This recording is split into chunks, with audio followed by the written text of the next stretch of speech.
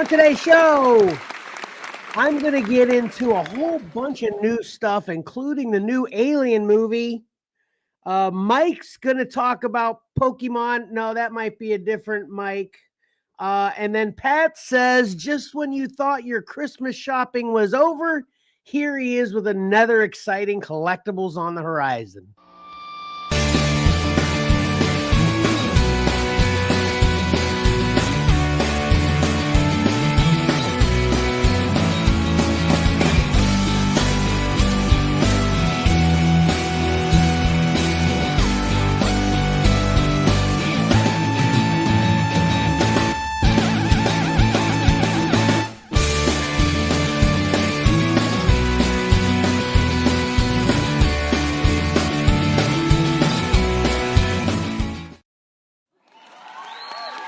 Welcome to your favorite live streaming whatnotting podcast, Comics and Collectibles in the Crawl Space. I, of course, am one of your favorite hosts, Kevin. All your other favorite hosts are in the room, starting with Patrick. Hey, hello. Happy holidays, everyone.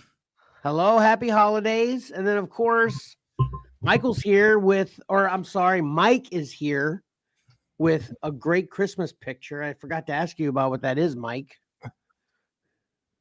My picture? Yeah. What is it? I forgot. Oh, I think it's it's from Claus, the Grant Morrison, Dan Mora book. Oh, okay. I feel bad that I didn't adjust mine to a Christmas theme, but me and Pat have got our subtitles all hooked up, but you and Pat have your little picture icons hooked up. Yeah. One of these days, all three of us will be all on the same page in the same book, right? Yeah, exactly. Now, I guess I don't even need to say it now because you can tell because of how awesome that audience is that Karen's with us as well. Yes. Karen, do something again. Good job. Is it broken already? We broke it. Yeah. Anyway, so we're all here. Impeccable timing. And the reason I was stuttering and corrected myself from calling you Michael Mike is because we are actually going to have Michael with us here today as well. Fingers crossed, as of last night, we were good to go this morning. He's not quite here yet, but I think this is what has occurred a couple times because we've got what's going on with Pokemon today. It's been a while. Yeah.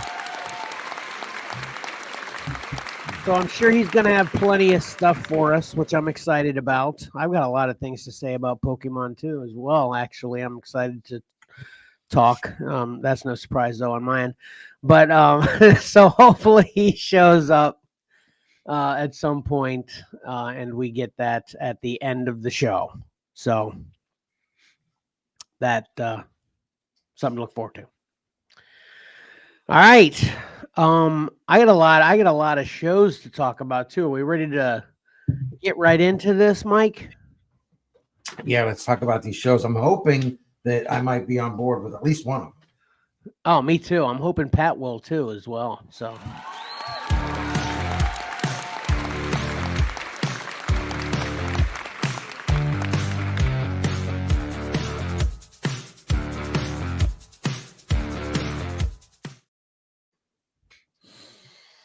all right. First thing I wanted to do actually is do my best Pat impression, which it's just tickled me in the past. I'm gonna do it again real quick. But I'm caught up on Silo. It's still good, about a 7. I caught up on Dune. It's falling off. I might not even be able to finish the season because I keep falling asleep. Just joking. I really don't fall asleep, but it is that bad.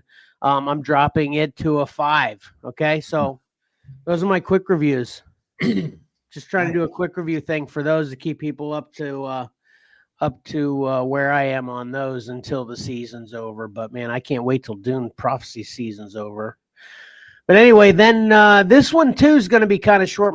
Technically my first one for the episode is The Watchmen, Chapter 1, the animated movie. So I first want to ask you guys this. Didn't they have a Watchmen animated movie already? Yeah, I think they did that around the time of the Snyder Watchmen live action. I thought they sort of animated the comic from within the Watchmen story itself. I thought they did too, but I couldn't find it. And then this just dropped on HBO Max or whatever. You know how they do that now. They'll split up a graphic novel into two. You know, they did it with Dark Knight Returns. They even did it with The Killing Joke too. I think they split that in two, which I thought that was a little unnecessary because that's not a very long comic to begin with, right, Mike? Didn't they split that in two? I don't think, because we saw that in the movie theater.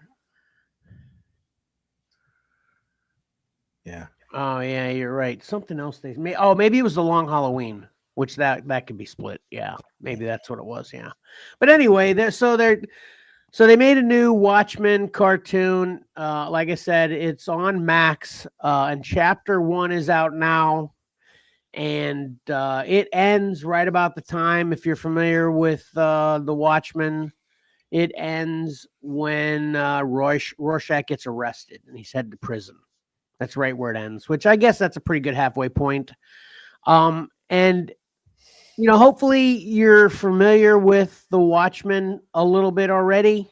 If you're watching our show, I'm assuming you probably do, because I think it's arguably one of the greatest comic book stories of all time in general. Pat, would you agree with that? Yeah. It's a Mike? classic for sure. Yeah. I think it's actually 20 years since I've read it. I need to get back to it. Yeah. But you remember it being awesome, right? Mm-hmm. I might be speaking out of turn, Pat. You might correct me or not. I think Watchmen is still the best-selling graphic novel of all time as well. Yeah, I have no idea. It held that record for a long time, if it isn't, right? Yeah. Who knows? Maybe it's beat. We should know that. Mike, can you look that up and let us know and set up an in case you didn't know segment for us? Yeah. Yeah, Right, like cool. Yeah, I got you.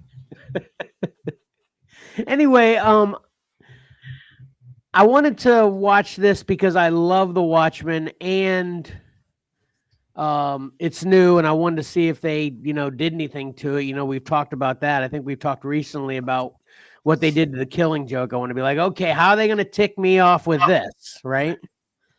But I am pleased to announce that not only did they not mess with this, as far as I can recall anything negative. I mean, there's a lot of craziness, obviously, in this story already. But even the craziness is toned down.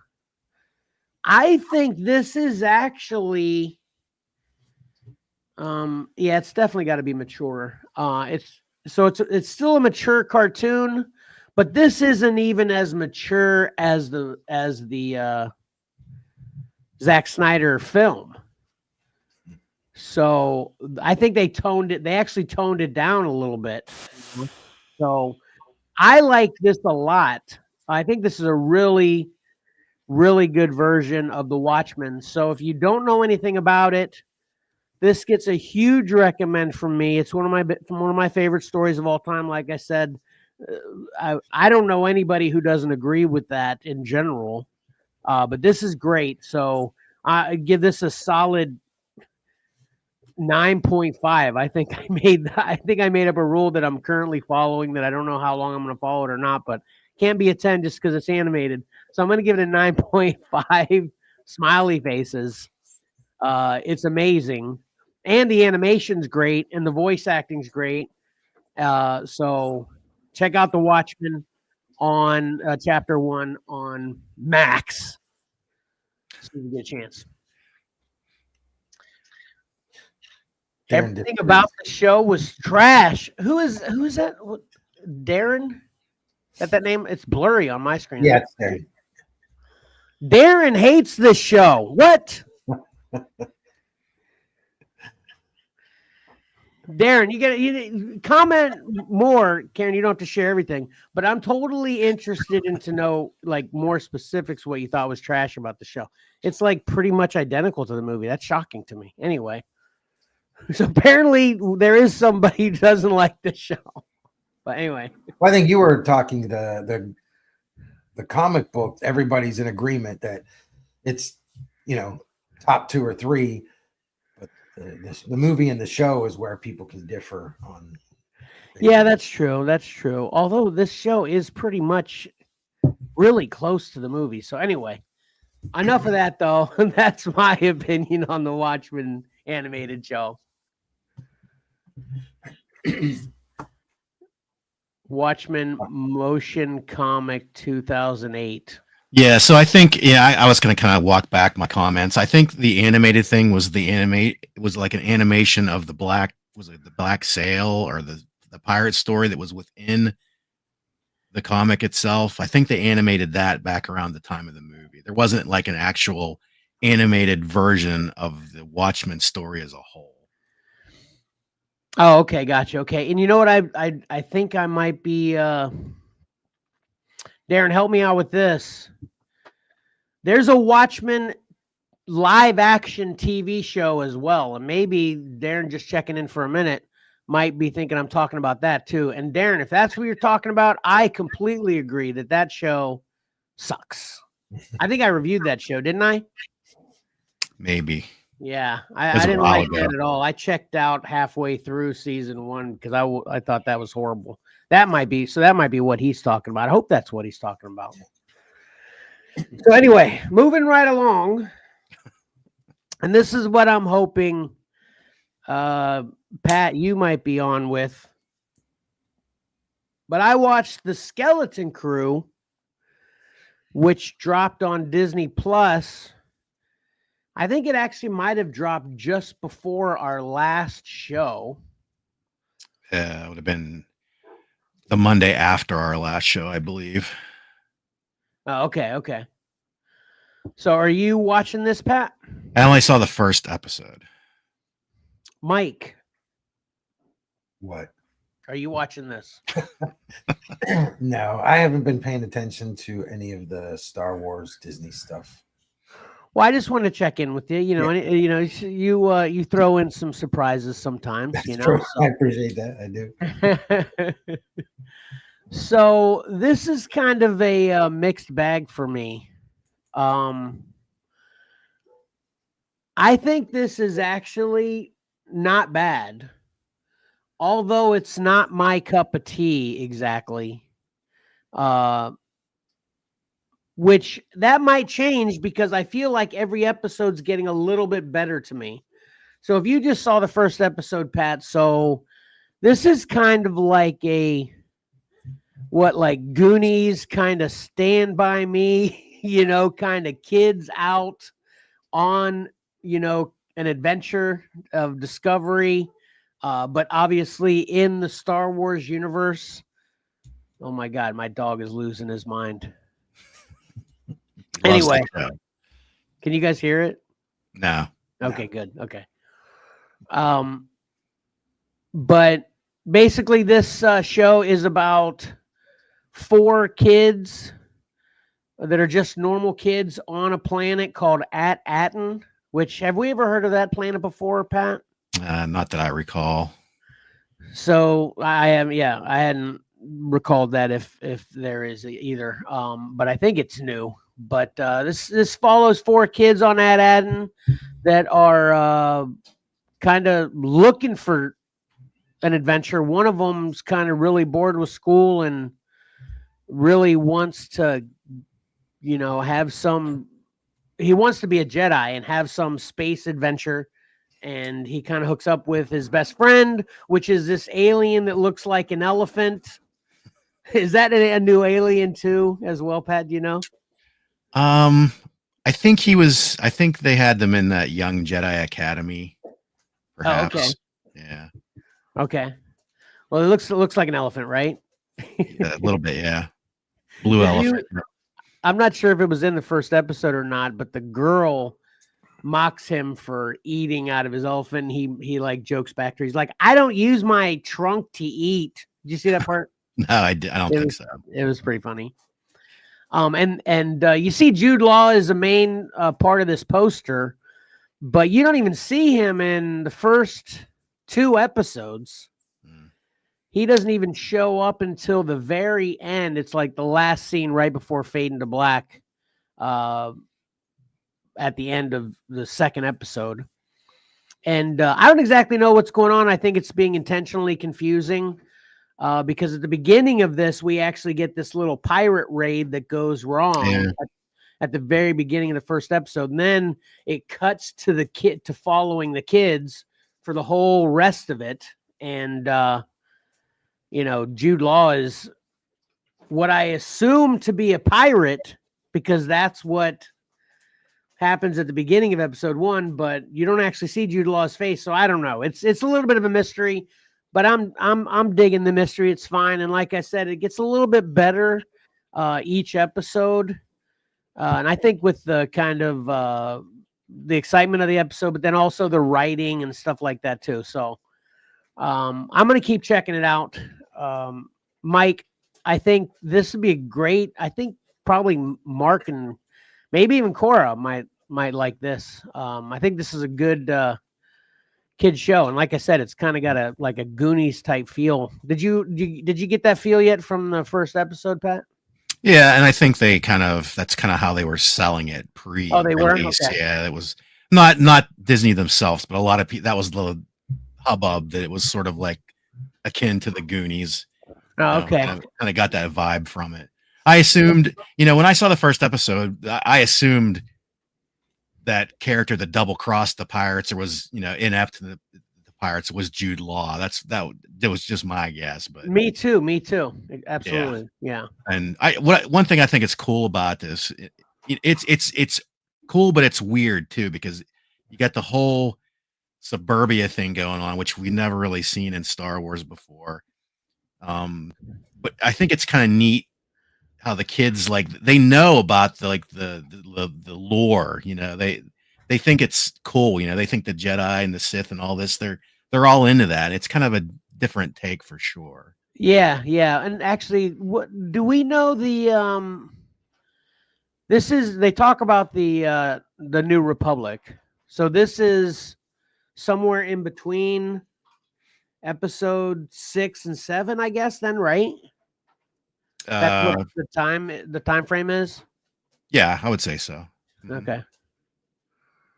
Because it seemed like which I'm just actually realizing now as I'm talking that that seems kind of odd, but they'll probably explain it in the way that Jedis are kind of the kid wants to be a Jedi and the Jedis don't exist anymore or something like that, right? So they must not have any knowledge of what's happening, obviously, or what happened with Luke, and obviously he's still alive and blah, blah, blah, all this stuff, so maybe they intentionally are leaving that out, Right. Also to the, that's actually my clock. I've got a clock that plays a Christmas song at the top of every hour. Can you guys hear that? Yes. Yeah. Okay, good.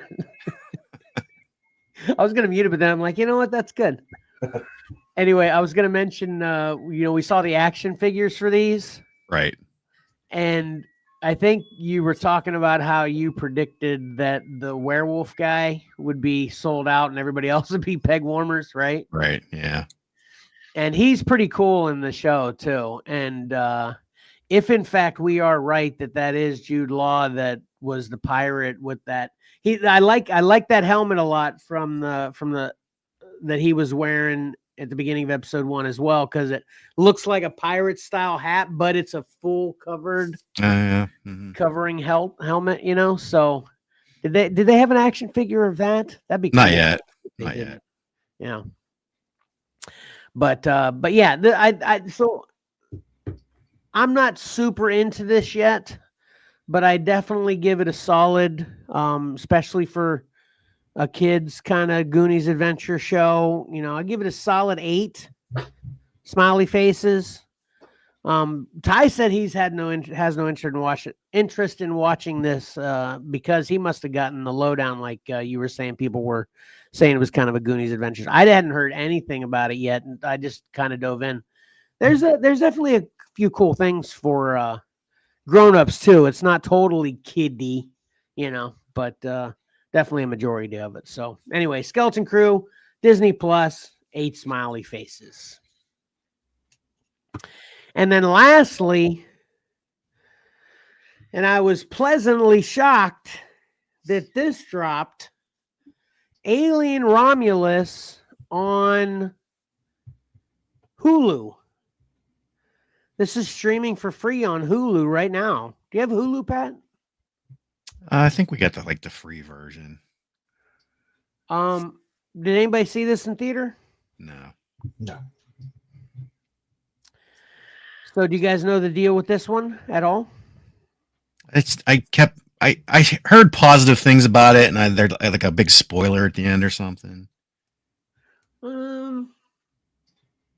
I don't actually think there is something that I don't want to spoil that, yeah, would be a spoiler if I said it, but it's not something that's like a spoiler for like the future or anything like that. But it is something that's really crazy because, and you know, that's of course what Aliens MO is. You know, they got to one up themselves with craziness every time they come out with a new movie, which I think they accomplished that one in this. So this takes place. So, okay, I'm going to say this, but I'm also going to backpedal actually prior to saying it, but then I'm still going to say it. Okay. My backpedal is I could be wrong here. Okay. Because I actually already talked to one person about this and they told me, I'm not sure about that, but I totally believe this. So trust your friend, Kevin, and just go with this. Okay. Do you guys remember in Aliens when what's Mad About You actor name? Paul Reiser. Yeah, Paul Reiser. Do you remember when he first comes into Ripley at the beginning of Aliens, when she first comes to and he's trying to get her to come work for the corporation, that he tells her that this colony on this planet he talks about, they've lost communication. So basically they're sending the Marines. And then of course they need to send her with the Marines because she has experience with the aliens, just as kind of what they call her to trick her. She was just there to help them, you know, with her knowledge or whatever, you know, there was supposed to be no action, you know, they were just sending the Marines because it could be dangerous, but there shouldn't be anything, you know. So that you remember that whole moment at the beginning of Aliens? It's been so long, I cannot remember that. Yeah. Mike, do you remember? I vaguely remember it because I rewatched Aliens a couple years ago. Yeah. This movie is that conversation. This movie is what takes place in what he briefly described it. What I talked to, and I talked to our friend Troy, Mike, about this. Yeah. It reminded me of, you know how in episode 4 of Star Wars, of course, we get the one line from Obi-Wan Kenobi, you know, talking about the Clone Wars to Luke, and boom, here we are with this whole, you know, the rest is history with everything we've got now. This kind of reminds me of that. You know, we got this one line in Aliens, and boom, this movie sprang from that. You know, in my opinion, they're kind of trying to explain it. Also made me think of how that comic, the Secret Wars comic you were reviewing, Pat, where it's an in-between panel kind of thing, you know, which, you know, I've said it once, I'll say it a million times. I love that kind of thing. Love the lore. Give me more, give me more. And man, This one really surprised me. So, kind of in a nutshell, for me with Alien, I'm a huge Alien fan. I even am in the minority, I believe. I enjoyed both the AVPs. Okay. I even enjoyed Alien 3. Now, those get bashed a lot by critics all the time, everywhere. And I will agree that they are the subpar of the Alien films. But then, we got Prometheus, and then what's the one after Prometheus? There's one Prometheus, last one I saw. Between Prometheus and this one. There's another one. Dadgummit. Covenant, right? Okay. Yeah. Those two are pretty good. I think those are better than Alien 3 and AVP 1 and 2. But man, in my opinion, this one gets back to the OG Alien roots. Okay. This tries to this dabbles. I don't want to spoil anything, with a little bit of Aliens nostalgia. Aliens, Alien Part 2 nostalgia, which a couple very enjoyable moments, kind of tickling that nostalgia bone a little bit. I like that a lot. But this movie is more like the original Alien than any other Alien movie I've watched. It really focuses on being scary as heck, and not just cheap jump scares, which those are in there, of course. Those are in the original Alien as well, but just the kind of real intensity and creepiness of being scared, you know what I mean? Like the original Alien did. People argue Alien, the original one's the only one that's truly a horror. The rest are kind of action and sci-fi, blah, blah, blah. But people still refer to the original Alien as a horror. This one, in my opinion, is like that. I would definitely refer to this as a sci-fi horror, So if you can't tell, I really like this. I have a couple issues with it too, but no big deals. That they're and it's basically something that's become the norm, that we kind of, at least for me, I accept that it's like, that's convenient. That had to happen conveniently to move the story forward, kind of things. A couple of those happen in the movie where I kind of roll my eyes. I'm like, okay, whatever, But for the most part, this is a super solid movie. Like I said, really similar to the first Alien more than any of the others. And I loved it. I'm giving this a solid 9 smiley faces. As far as the Alien franchise is concerned, this is probably my third favorite one now. So, check out Alien Romulus, streaming free right now on Hulu.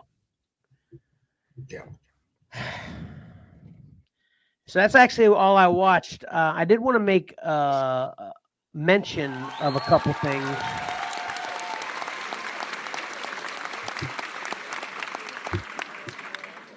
You see, Red One is streaming free on Netflix already. Yeah, I didn't know it was on Netflix though. It's on Netflix already. Yeah, and it's still in theaters. Emily and I talked about wanting to go see that.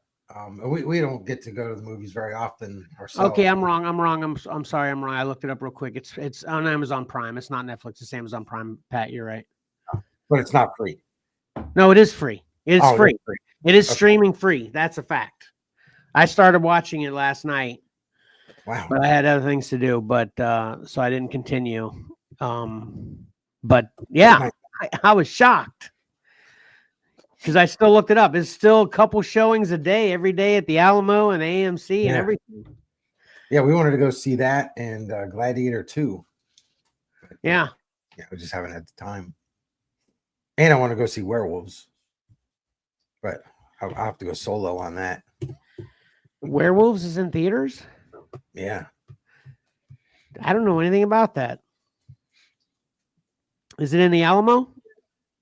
Well, I know it's at AMC because I've been to AMC recently and they've got the poster. And when I buy tickets for the Ghibli movies, it's there. Is that Brad Pitt and George Clooney? No, that's Wolves. Oh, and that's actually a really good movie. I know. It's fantastic. Loved it. No, this is a werewolf movie. I think one of you guys shared it on the Xcellar page, and Did you, Pat? I can't remember. It was with all the werewolf barrage a couple months ago. You know, yeah, I was all about that it. Hollywood's putting out movies just for Mike. Right. That's right. That's true. Okay. Yeah. Anyway. Yeah. Maybe I didn't. Maybe I've seen it, but I didn't realize it was in theaters. I thought it was just something coming to streaming or something. But anyway, I thought that was pretty cool that Red One, and this being our last episode prior to Christmas, check out Red One on Amazon Prime. I don't have a rating for it yet, but it looks like a lot of fun. So, and it's always nice to have a new good Christmas movie and if they just put one out every year, we'll continue to have hundreds forevermore. Right? Yep.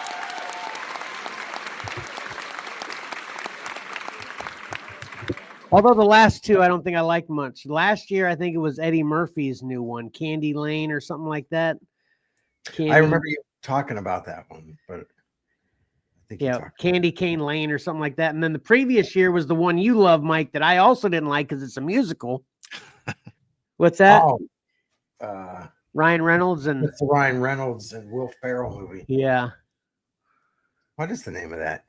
I don't know. You're the one that loves it. You said you never miss it. Yeah, we haven't watched it this year yet. Yeah, we haven't watched it yet this year. But it's perfect. Keep putting out a new one every year. So anyway. Yeah. All right. So that's all I got. Huh? I think with Silo, I didn't watch last night's episode, but we're caught up before that. I think what was last night, episode 5, maybe. But episode 5 was last night. Yeah. Okay. Mm-hmm. Yeah. So we're up to 4, and I agree with you. I really like it. Yeah, I think it's much better than the first 4 episodes of season 1. Yeah, moving right along really well. But Dune Prophecy, man, it's just a snoozer. Mm-hmm.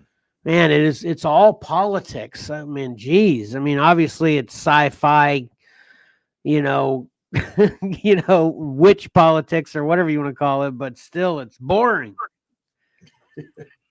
Give me some worm action or something. I don't know. But anyway. Some fighting or something. Yeah, they need to fight.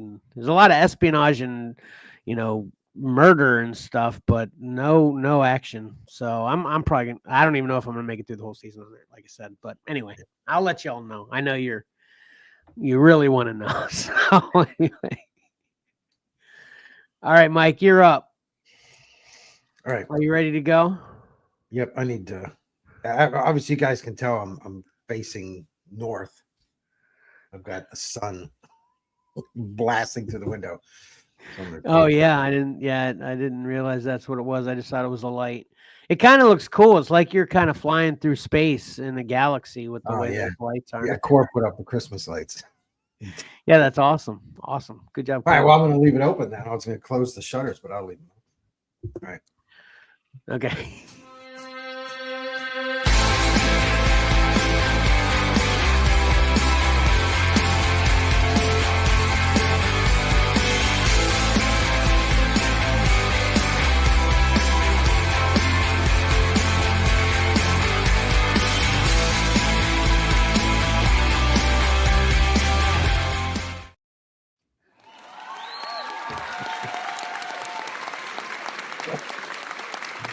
Oh, no, Mike, that is not good. I didn't do anything. You didn't do anything? Jeez, it got like twice as bright. You can see the sun is slowly coming up. It's like you passed away and you're being accepted into heaven right now. Come on, you need to close that tree. All right, hold on.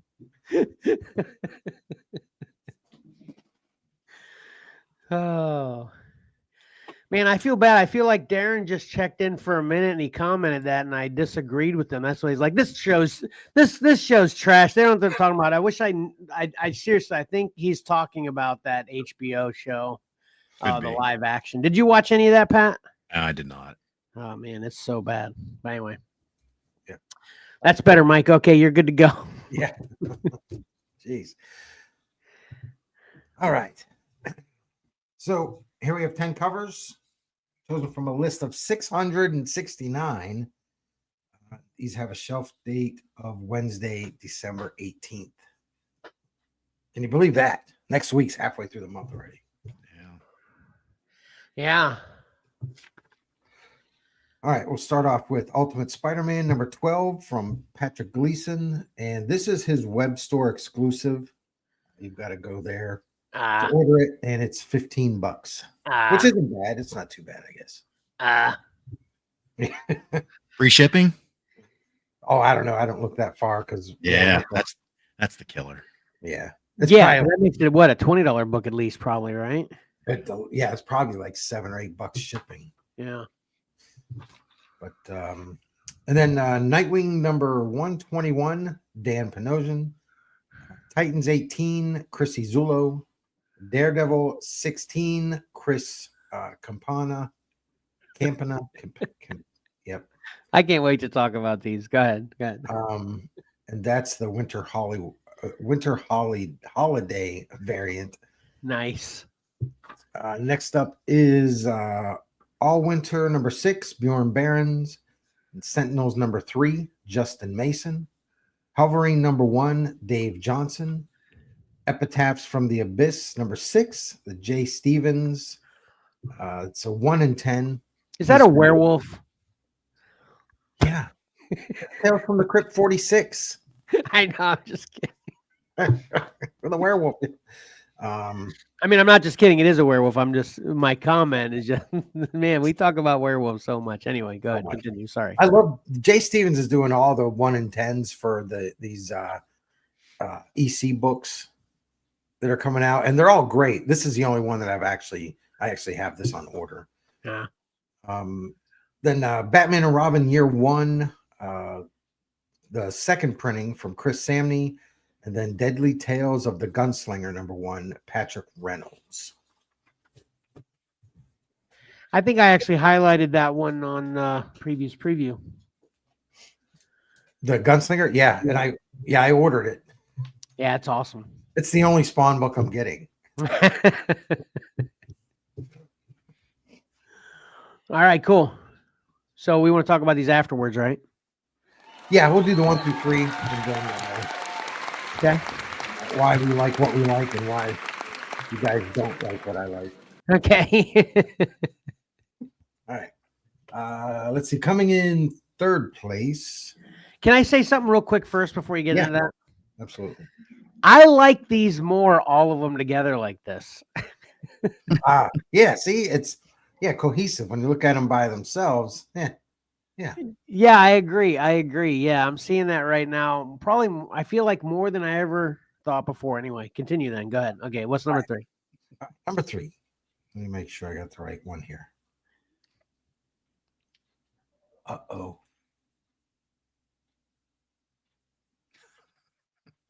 Okay, let me do it. I think I messed up. Let me see. This. What? This is what happens when I do things when I'm still. Yeah, if people wouldn't wait till the last minute to vote, and then push you to the limit. Ruh-roh. Yeah, Pat. All right, so this might be labeled wrong, but this is actually the third place cover. Is Nightwing. Okay. 121. Dan Panosian. Yeah, this is actually number 3. Okay. So this is third place. Ignore the second, people. Ignore the second. I guess I could have just lied and went with it, but integrity, right? So there you go, Tyler. It didn't come in second. It came in third. Tyler hated this. I guess I'm guessing it's because of his smile. I 100% agree. I since he commented on it, and then I liked your mocking of him when he commented it. I didn't want to jump in, but I can't stand this cover. Oh yeah, I love it, but I think it is that the smile is kind of different, but I like it. I think it's fitting. Is it a Jokerized thing, or is it just the way he decided to make it? I never thought Joker when I saw this cover. Really? Neither did I. Yeah, that's the first thing that popped into my mind. No, I I just was thought like, he must have been Jokerized. He had the Joker gas. He's, whatever. His teeth are just so big, and his smile is just so crinkled Yeah, into his face. Dan likes teeth. I think that's if you look at his covers, he likes to show a lot of teeth on his cover. Okay. Yeah. Yeah, I think it was great. I'm actually glad that it placed. Yeah, most of my family, I think actually maybe even everybody in my family voted on it. Every time they told me, and I was like, really? But hey, that's the way this the pick 3 works. You got to try to make everybody happy. You're doing a good job. I'm just not one of them in this case, I voted for this one, but the only thing I don't like about it is I think his costume comes off a little too slick and shiny. That's not what I think of when I think of Nightwing's costume. Oh yeah, I didn't even notice that. Yeah. Mm-hmm. There's a lot of baby powder on that one.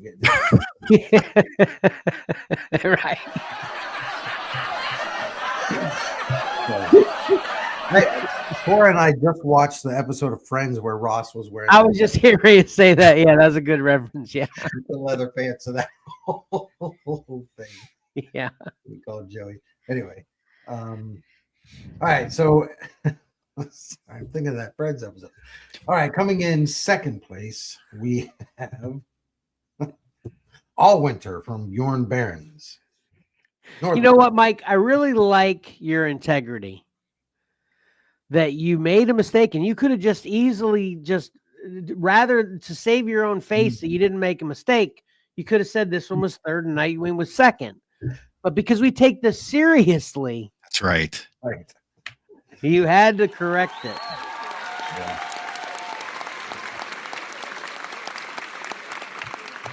And I just want to point this out too. I know obviously, but you haven't said it yet, so I just want to say it. This is Dark Knights of Steel all winter. Right. Yeah. Which I love Dark Knights of Steel. What? I think this is this might be the third Dark Knights of Steel series. Is it? I thought it was only the second one. Maybe it is. I don't pay attention to it. He gets second and third mixed up, Kevin. Easy. Come on, you should know this by now. I in seeing more of these, I wish I had paid attention initially when it started coming out because I might be interested in it. They're very cool, and it's a great story. I like them a lot. Yeah, so nice. Yeah, so there you go. Second place. This is a great cover. I definitely voted for this one. Yeah, this was my first easy pick. Pat, where are you on this one? I didn't vote for it, but I don't hate it for sure. I think it's a little. I get it. It's in the winter. It's cold. It comes off a little too dull to me a little bit, but because of no familiarity with the character, I just kind of, Yeah. I think it's pretty good. For this one? Yeah, I voted for this one. He's got a real, the color scheme maybe kind of like a Deathstroke. Yeah, this Deathstroke. It's Deathstroke. Oh, okay. Makes sense. One eye. Yeah. Yeah. Right. Well, see, hey, I'm tracking. Yeah, you are. All right. And I did not mess up on number 1, though. Sweet. Yeah. Drum roll. Karen.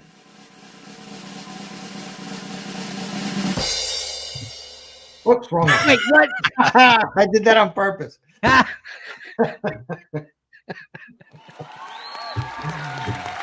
In first place, Ultimate Spider-Man number 12, Patrick Gleason. Take my $15 plus shipping, $24 probably.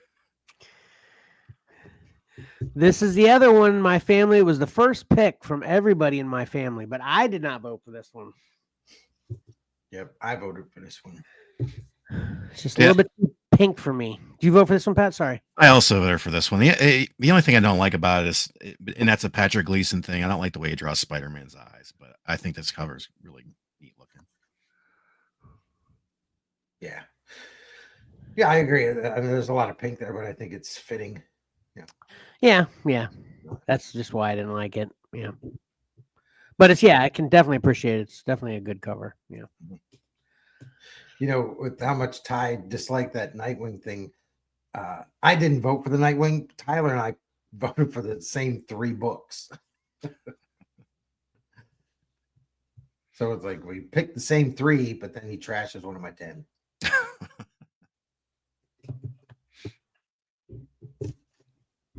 Anyway, All right, so I love Tom's comment about Daredevil 2. That was awesome. yeah. So Tom, aka the Giant Batman, who's been on our show before, he Johnny's brother, he he thought Daredevil was doing like what a cat does with every Christmas tree and just does like a sprawling dive Right. on the tree. It was funny.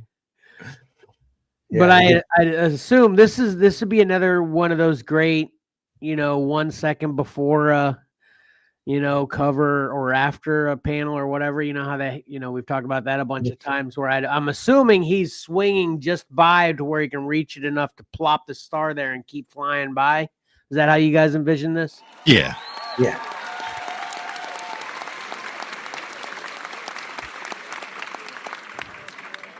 Which is pretty great aside from the whole cat diving in the tree thing. That's a pretty fun, thing to envision anyway as well, so I really like that one. Yep. And then the other one I voted for was Gunslinger because I love that cover so much. Yeah, I did Gunslinger as well. And that Titans cover is definitely a lot of fun. It was in the running. I was basically having to decide. Who'd you say the artist for the Titans one again was? I'm sorry, Mike. Chrissy Zullo. And I think, is she the one that did them last year also? I think so. I think so. Yeah, I think this is the second year they're doing these. And these are great. I like these. Yeah. I can't afford to get them all, but I would love to have a set of all these. Yeah, yeah. They should do Christmas card sets of these. Yeah. I think they did. Kind of years ago, Bone had some Christmas cards. You can buy the pack of them. How about those? That was in the 90s. I haven't sent them out to anybody yet. Yeah. Because I'm a collector. I know. I feel your pain. Same way. Which three did you vote for, Pat? I voted for Ultimate Spider-Man, Nightwing, and the one that I think is the best cover, and I think there's a bit of controversy here, is Batman and Robin Year One, which I think is by far the best cover here. Mike initially posted it in black and white, which I actually think I liked a little better, but I feel like, here's my conspiracy theory. When Mike reposted this, the Batman Year One cover was after the pick 3, and I feel like some people stopped at the pick 3 and didn't see the last cover. Oh yeah, that was true. I didn't realize it was there at first as well. Oh yeah, that could have definitely. And Mike, you did two things that was kind of different. Yeah, this is kind of behind the scenes. But when you shared it to all of us, you put the Year One after the pick 3 logo, which you kind of you had to make sure you kept going. But then also the way you did the tagging was spread out. So you couldn't even see in the post that it said pick 3 at all. At least when I was seeing it, Even the pick 3 graphic was at the end, which it normally isn't. And that's because I posted it all and then I forgot to put the pick 3. So I went to edit and I'm doing it on my phone and I couldn't reorder the things. So I would have had to remove everything and do it all over. And I was like, man, I don't have time for all this. I don't have time to read a comic book, let alone put a pick 3 in the right place. So this was a train wreck. Well, it obviously all worked out and it's a lot of fun with some great covers too. So, but also to add to some validity on Patrick's conspiracy thing there or whatever, he's the only one that voted for that Batman Year One. So I do think that it probably was missed. Wow. I love that cover. Is it the layout you think it's so exceptional, Pat? Sorry, was that Kevin? Is it the layout that makes it so exceptional to you? I just love his work. He's just a great artist, and I thought this was a really good one. Yeah, it is good. He's definitely cool too. Every time something like this comes out too, it's always shocking to me. I'm like, wow, we didn't cover Year One Batman and Robin yet either. So it's great. I mean, this might be one I actually get. I'm trying to just stick to the main titles now, but I might grab this one. Yeah, it's probably a miniseries. And then is there a cover? Is there a color cover for that Wolverine? Because I just don't like it black and white. No, as far as I know, that's the way it is. That's the way it is. It's funny because I remember when Dave Johnson first posted that, everybody commented that's a T-shirt right there. It is. They got to make that into a T-shirt, a glow in the dark T-shirt. Yeah. And he commented he was actually surprised that when cover artists they usually submit like a couple different ideas and then they have to get approval. I think that's usually the way it works. And he was surprised that they let him do this cover. So yeah, it's definitely not standard. That's for sure. Yeah. Somebody in the comments too was like, I like how you made Wolverine have one claw coming underneath by his thumb. I'm like, you doofus, you must not read comics, obviously. See it. What? I didn't even get that comment. It's not Wolverine.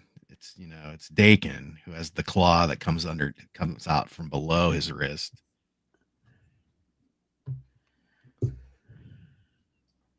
Oh, gotcha. Okay. They thought Dave Johnson was making a stylistic choice, making the claw come out from below. He said, "Yeah, it's not. That's not me." Yeah, I actually just thought that was like a flame thing. Yeah. Spoiler alert: Wolverine is Dakin, Wolverine's son. Yeah, I didn't know that. Great. Now it's ruined. I'm not going to read it. No, in the Ghost Rider book, it wasn't. Yeah, I think somewhere along the line they changed it. Yep. Okay. How convenient. All right. Well, great job, Mike. Regardless of all the errors, we've said it a bunch of times as well. That's part of our charm. So good job. Good job. Okay.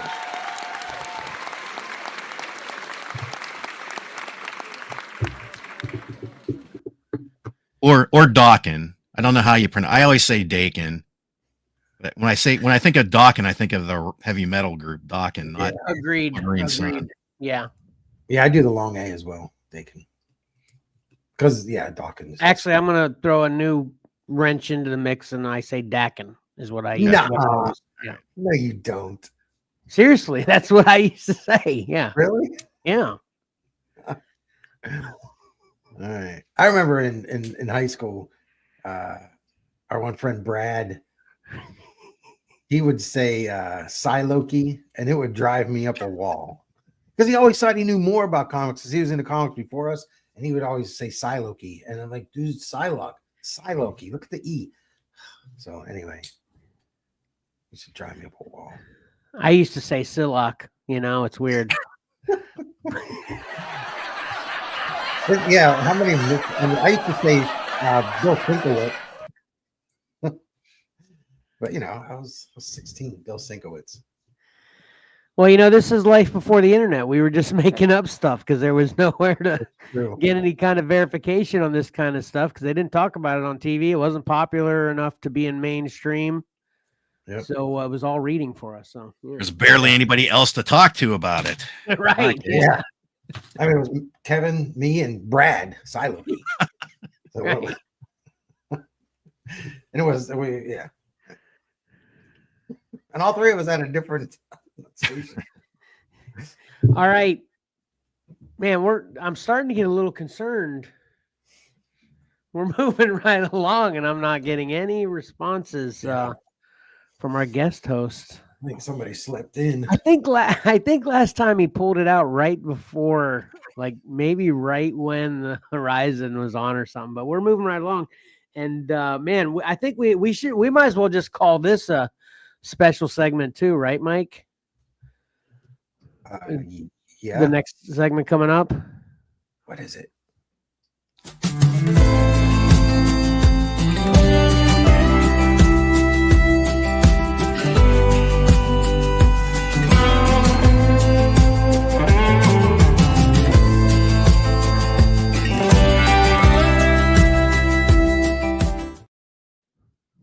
I see what you're trying to do. It's the Get It or Forget It comic book review starring only Pat. Well, I'm not. Yeah, I don't want to make you guys suffer through that. I'll do that. No, I just yeah, because Mike was defaming himself as a slacker that he didn't read a book. And I'm like, what are you calling yourself a slacker for? I'm the slacker in the room. And then he confessed he didn't even read a book this between the last show and this one. And then unfortunately, neither did I. Oh, you were telling the truth. I thought you were just telling the joking. truth. No, I wasn't. Oh joking. yeah, I thought you were just trying to make me feel good. It's like, don't worry, man. Neither did I. It's all right. No, I Be was totally slackers serious. Well, I came that close to joining you both. I was hoping this was going to be one of those episodes where you have like 18. Yeah. All right, but it is you, Pat. Yeah, it's like I talked to Mike last night. It's the old, we throw around that cartoon where the guy says, hey, he has nothing to read, and yet the books are like collapsing on his bedside. That's me. There's no doubt about it. But I like had nothing new and exciting to read because my shipment's late. So I figured let's review something that two other people in the show have already talked about. And that's Wolverine #1. Hey, that's a great cover. That is a great cover. How did I miss that? So I don't know. This is not the exact cover I have. My cover does not have the logo. It's Clayton Crane. I won it in that Whatnot giveaway. So that's why. Right. Yeah. That's why it was sitting at the top there. So I figured I'd pull it out and see what the hubbub was about. So I'll tell you, Bub, what the hubbub is about. Nice. Wolverine #1 by Saladin Ahmed and Martin Coccolo. We've talked about this already, and my review is not really a review. It's sort of like a nitpicking thing, I guess. Leave it to me to be the Scrooge around Christmas. It just doesn't make sense to me in this day and age. To me, it's the writing falling back on weak tropes because we have feral Wolverine running around with a wolf pack, and I'm thinking to myself, at this point, we really have to do that. Wolverine has been around for decades now. I understand the whole fallout from Krakoa, and he wants to get away, but I can see Wolverine setting up camp in a remote little cabin somewhere, but I don't think he's going to run around naked with wolves at this point. Crying out loud. And then we have Cyber coming after him, his old nemesis. But I don't think we were really given a reason why he was coming after him. I don't know if anybody recalls why he was coming after him. Well, what they briefly covered it. They said that he's been wanting to get him forever, but he kept getting his butt kicked. So he just came after him this time because he's out by himself. He figures he can take him by himself. That's okay. Kind of all they said about it. Yeah. Okay. Yeah. Spoiler alert, he can't.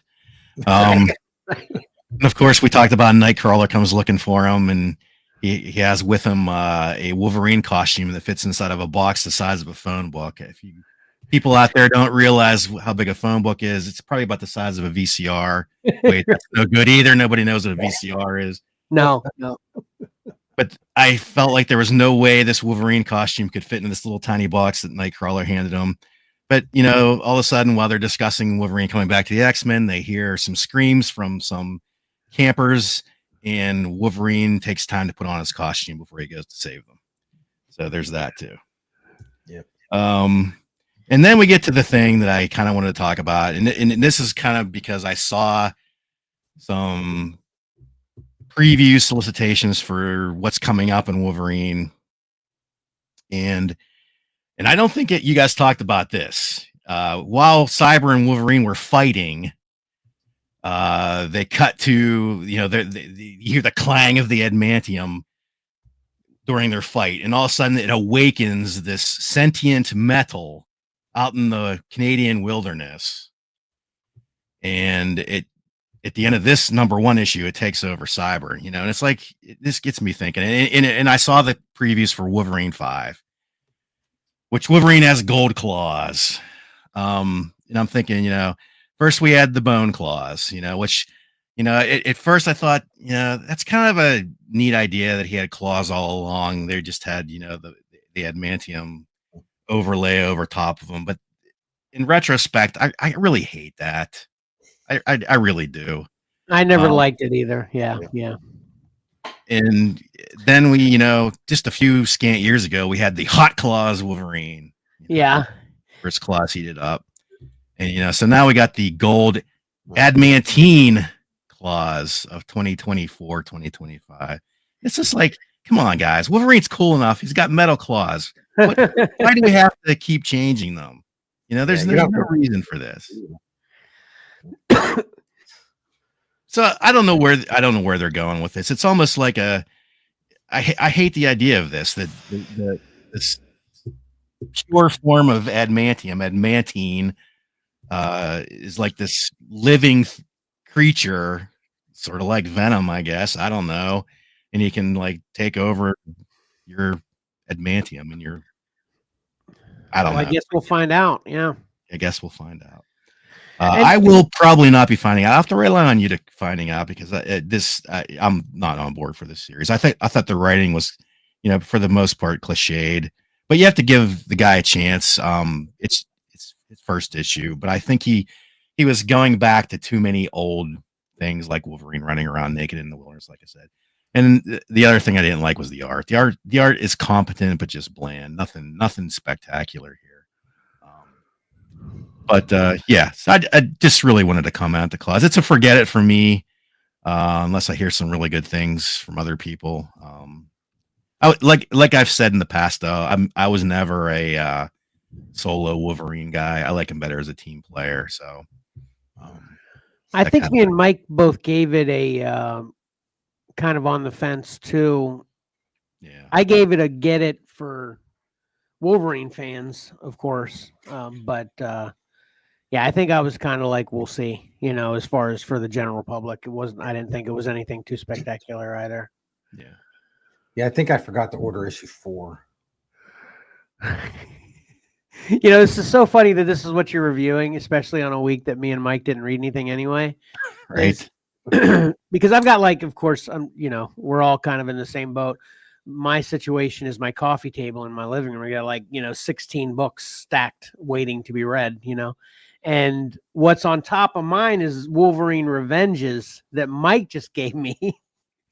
But I think Mike reviewed. Didn't you review Revenge 1, Mike? No, I did Wolverine number 1, and then I think you did number 2. You did an offshoot.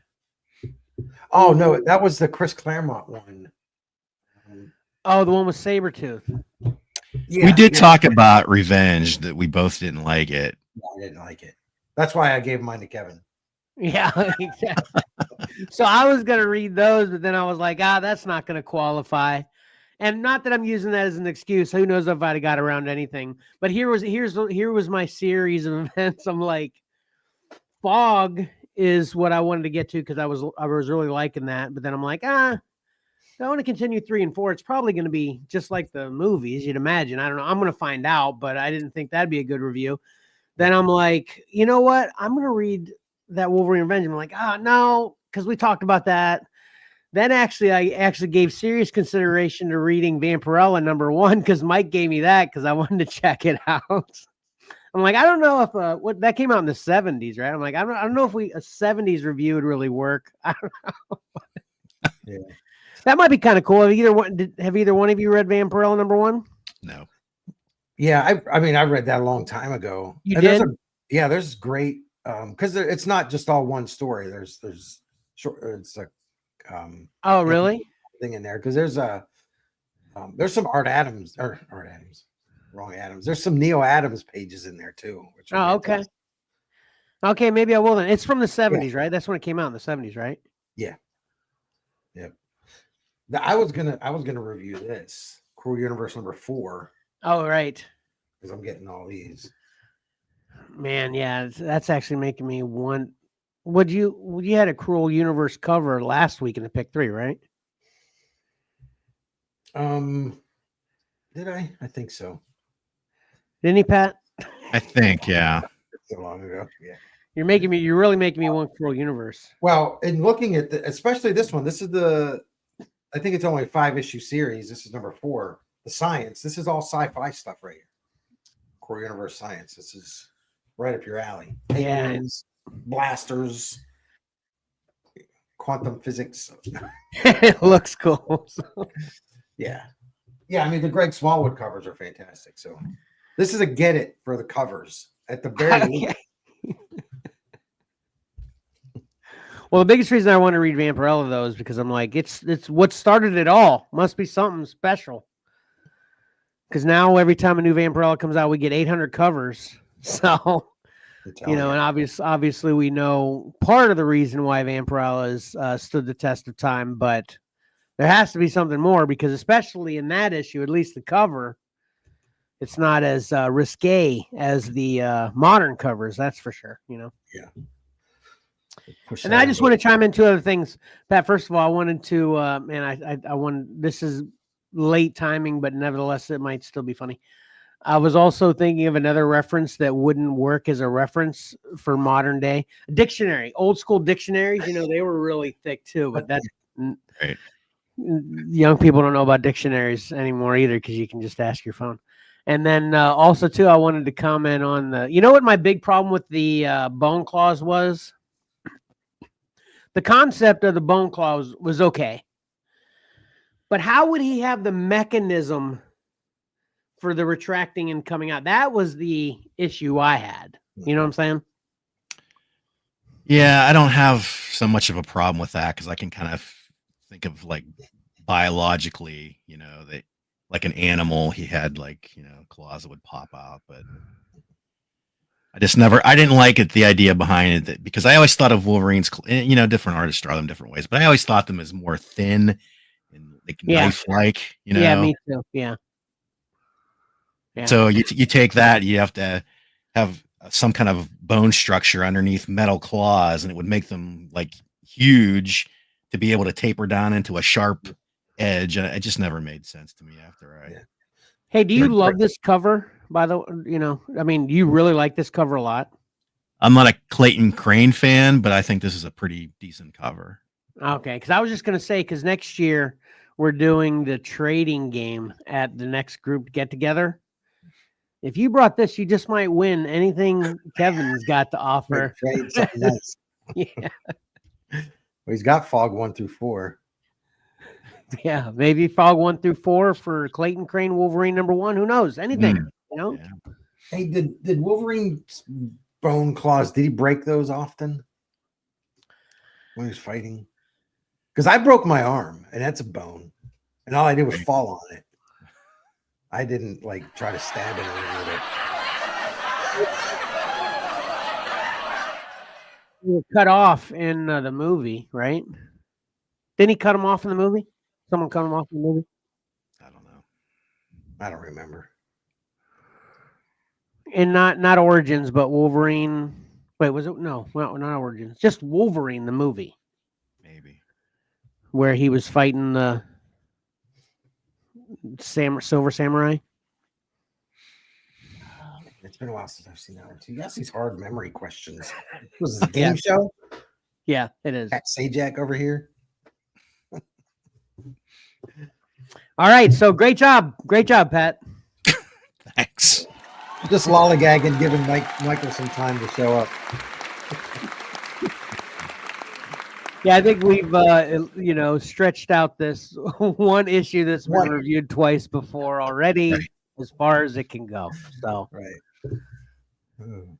we'll move right into what a lot of people are here for anyway. I say it every week, and I'm not joking. It's literally the truth. Pat, are you ready? I am. All right, cool.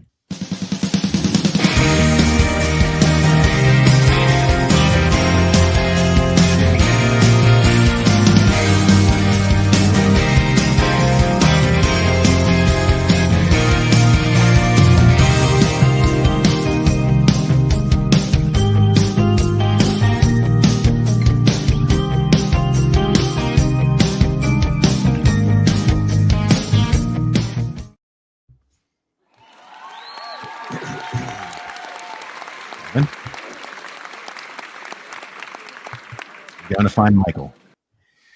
All right. Oh, sorry about it. I thought I put up my thing. That's all right.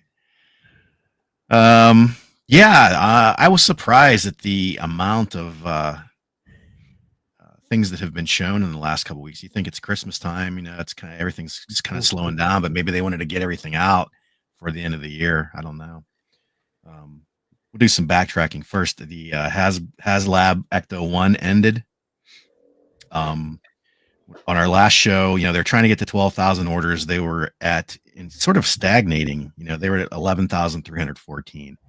They funded easily. They ended up at 16,987. So congratulations if you're on the HasLab Ecto-1 train. I think literally when our show was over and I was kind of revisiting it, which I usually do right after the show ends, I also saw an ad that they were talking about. I think it literally funded like right after our show. Oh, really? Yeah. Okay, then they have the what's the name of it? We're going to stick with Hasbro here. We'll talk a little Star Wars, and I think Gift the Galaxy. It's on Tuesdays. They have Gift the Galaxy, and they do like a new release every Tuesday or some new releases. So from the Acolyte show, we have Cal Naka, the Wookiee Jed Wookiee. Here we go, mispronouncing or different pronunciations. The Wookiee Jedi. What do you think of this guy anyway? Since obviously you like the Acolyte in general a little bit better than I did anyway. But what did you think of his character anyway? I thought he was interesting. I would have liked to have seen more of him. Yeah, me too. Yeah. There he is in action. This is the one thing that kind of bugged me, and you kind of see more and more of this from Hasbro. It used to be like all the figures, all the basic mainline figures were the same price, right? But Cal Naka is $34 over the usual like $25 for a Star Wars Black Series. I get it; he's oversized, but they didn't used to upcharge it. So that, for my thinking, they should the like Grogu and the R2D2 should be cheaper, right? Right. Yeah, that's true. No. That's not happening. So it's kind of weird. Yeah, I feel they're releasing a new Acolyte figure now. I'm not sure. I feel like there's a wave of secondary Acolyte characters because they didn't do the Sith character, and he's one of my. I love that. I want a figure of that guy. It's funny that they. I don't know if it's because of the show or whatever, but there hasn't been a second wave, and I feel like this is probably the first of a second wave, perhaps, of Acolyte or Acolyte plus other figures coming out. He was definitely a high point of the show for me, so I like him a lot as well. Yeah. Then we got the more Shadows of the Empire stuff. We have Luke and Leia and their disguises used with the Shadows of the Empire storyline. This is also Black Series. This is retailing for a price of $45. There they are out of the box with their helmets off. There they are with their helmets on. So see, that doesn't check out. 25 for one, 35 for the oversized, 45 for two. Yeah, I don't know. These are pretty cool though. Yeah, I think I like the packaging too. I always liked the purple with the Shadows of the Empire. I thought it was kind of neat looking, especially at the time. And more Legends. I guess this is Legends now. This is Heir to the Empire. This is in the Star Wars Vintage Collection line, the 3 3/4 inch figures. We have a 3-pack of Thrawn, Joruus C'baoth, and I can't remember the Imperial officer's name. And he's too small for me to read. Captain something. Sorry about that, Captain folks. Gilad Palayan. Yeah. Sounds right. There they are, out of package. I liked the Timothy Zahn Heir to the Empire trilogy books. So this is kind of a neat 3-pack for me. They did some of these characters in the Black Series not too long ago. So if you're a 3 3/4-inch collector, here you go. Very cool. Very cool. I don't know if I gave a price on that is $50. Yeah, see that they're all over the place. Yeah. They should just weigh the plastic and Right. Give it Yeah. Okay. Here we're gonna talk about a little blast from last week's past. We got them out of order here a little bit, maybe. Come on. We had the Godzilla crossing over with Transformers, right? yeah. We had Megatron, Godzilla, right? And I just wanted to follow up. There's Megatron, Godzilla. There's traditional Grimlock. Nice. Can you go back and forth a couple times? Yeah. Yeah. Obviously. They're a We knew it little was different, going on. obviously. Yeah. But I thought that was it. It was probably a one-off, but no. We have another one. We have Optimus Prime and Kiryu, which is the Kiryu is sort of is the modern name for Mechagodzilla. I never really liked his design. I like the traditional 70s Mechagodzilla much better. But there's Optimus Prime transforming back and forth. It's just just gives you the idea of a white Optimus Prime. I mean, there's not really much different to him, in my opinion. No. Yeah.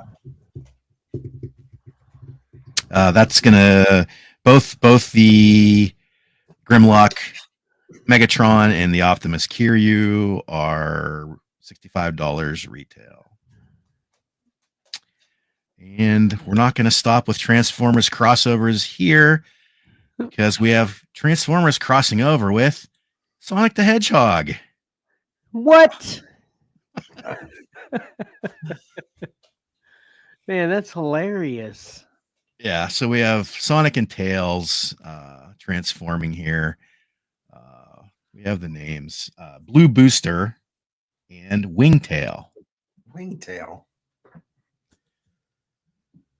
There you go. Transform them. Don't need instructions. Back and forth. This tells you how many steps here. 27 steps for Blue Booster, Sonic the Hedgehog. 32 steps for Tails Wingtail. Gum. So I probably have more success with a Rubik's Cube. Right. That's what I was going to say. That's more than I would have envisioned. Yeah. That looks really cool, though. I mean, it's kind of, it seems like a crazy crossover, but when they're actually transformed, they look pretty cool. And that's always been why I've never been a big Transformers fan. It's like they always never looked quite right when they're transformed to me, Yeah.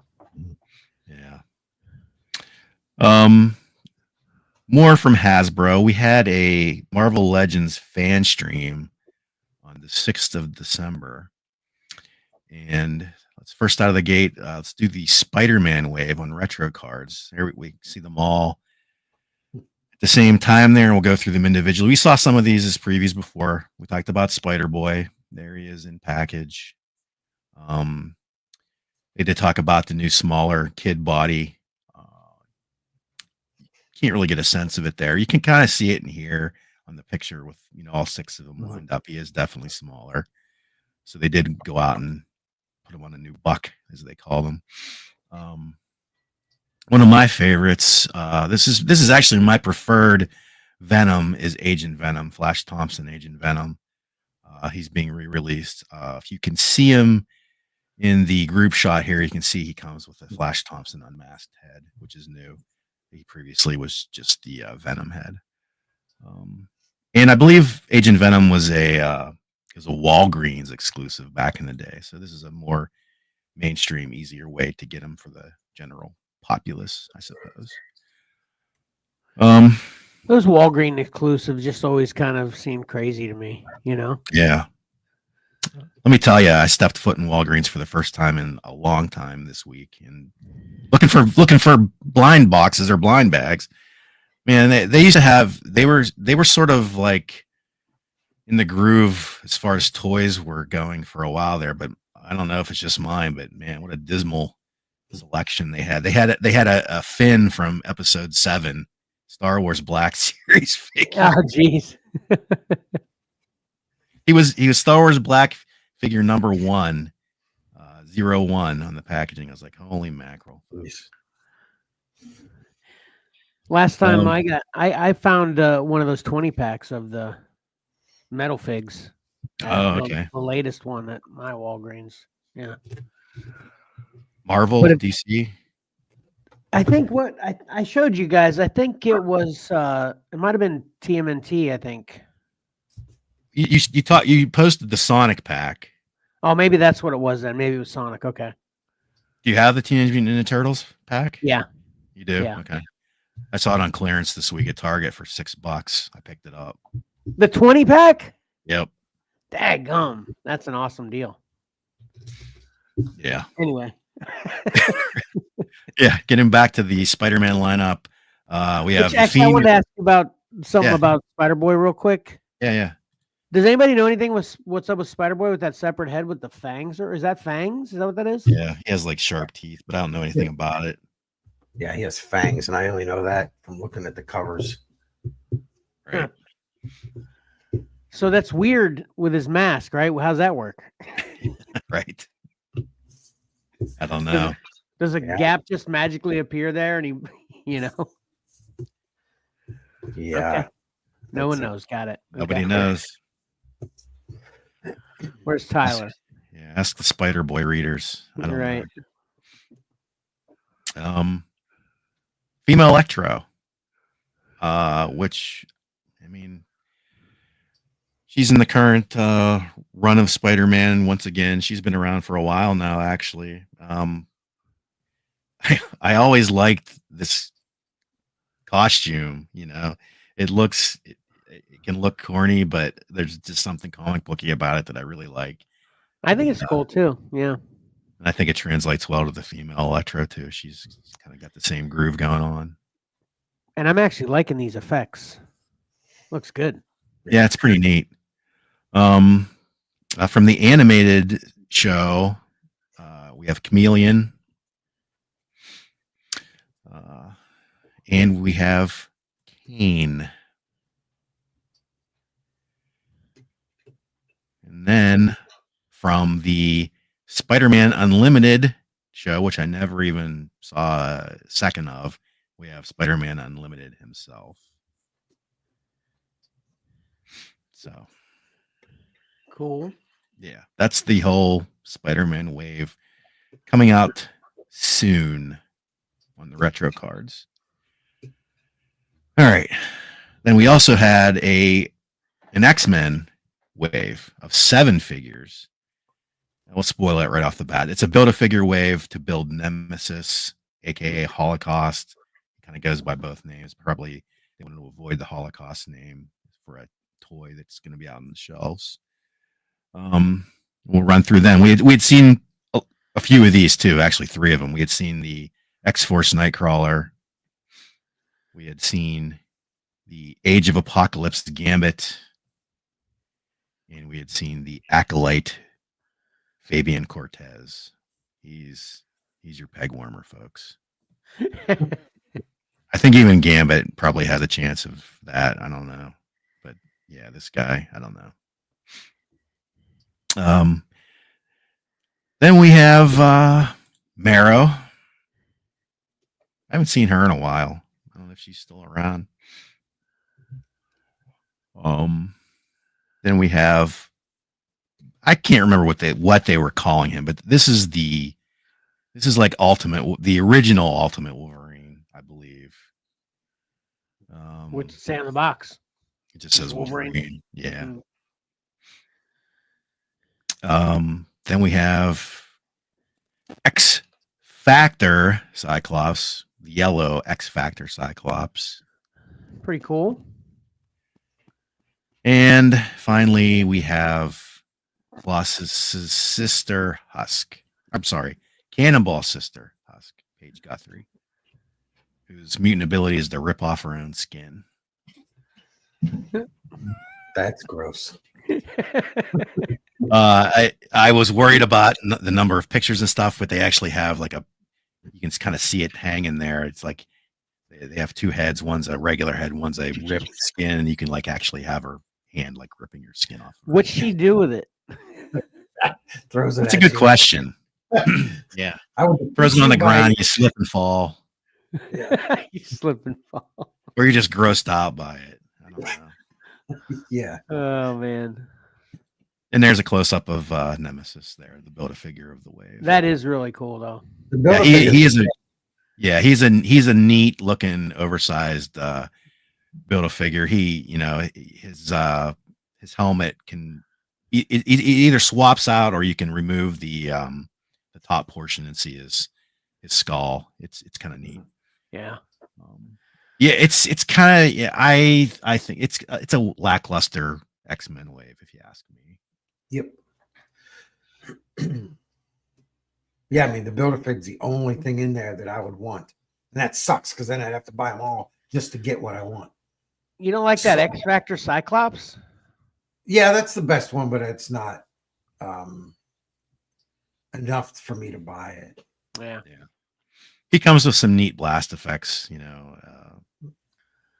kind of have commented that they've had the blast effect in the past before, but they kind of have like a explosion that can clip onto the blast effect. Unfortunately, I don't have a picture of it here, but it looks pretty neat. And you have Cyclops with the two fingers. He's like holding them out there, but it can be used to do the old Cyclops pressing the button on the side of his visor. If he really needs to do that, that's the point of debate also, but there you go. I like that motion. Yeah. It's kind of cool. Yeah, I've always liked it. Yeah. Let's talk about McFarlane a little bit. Always something from McFarlane, right? Oh wait, yeah, I forgot. Forget about McFarlane for three figures here. There were some exclusives that were announced during the Hasbro fan stream.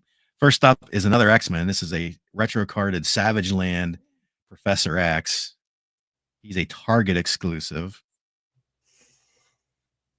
Then was there a Cerebro in Savage Land?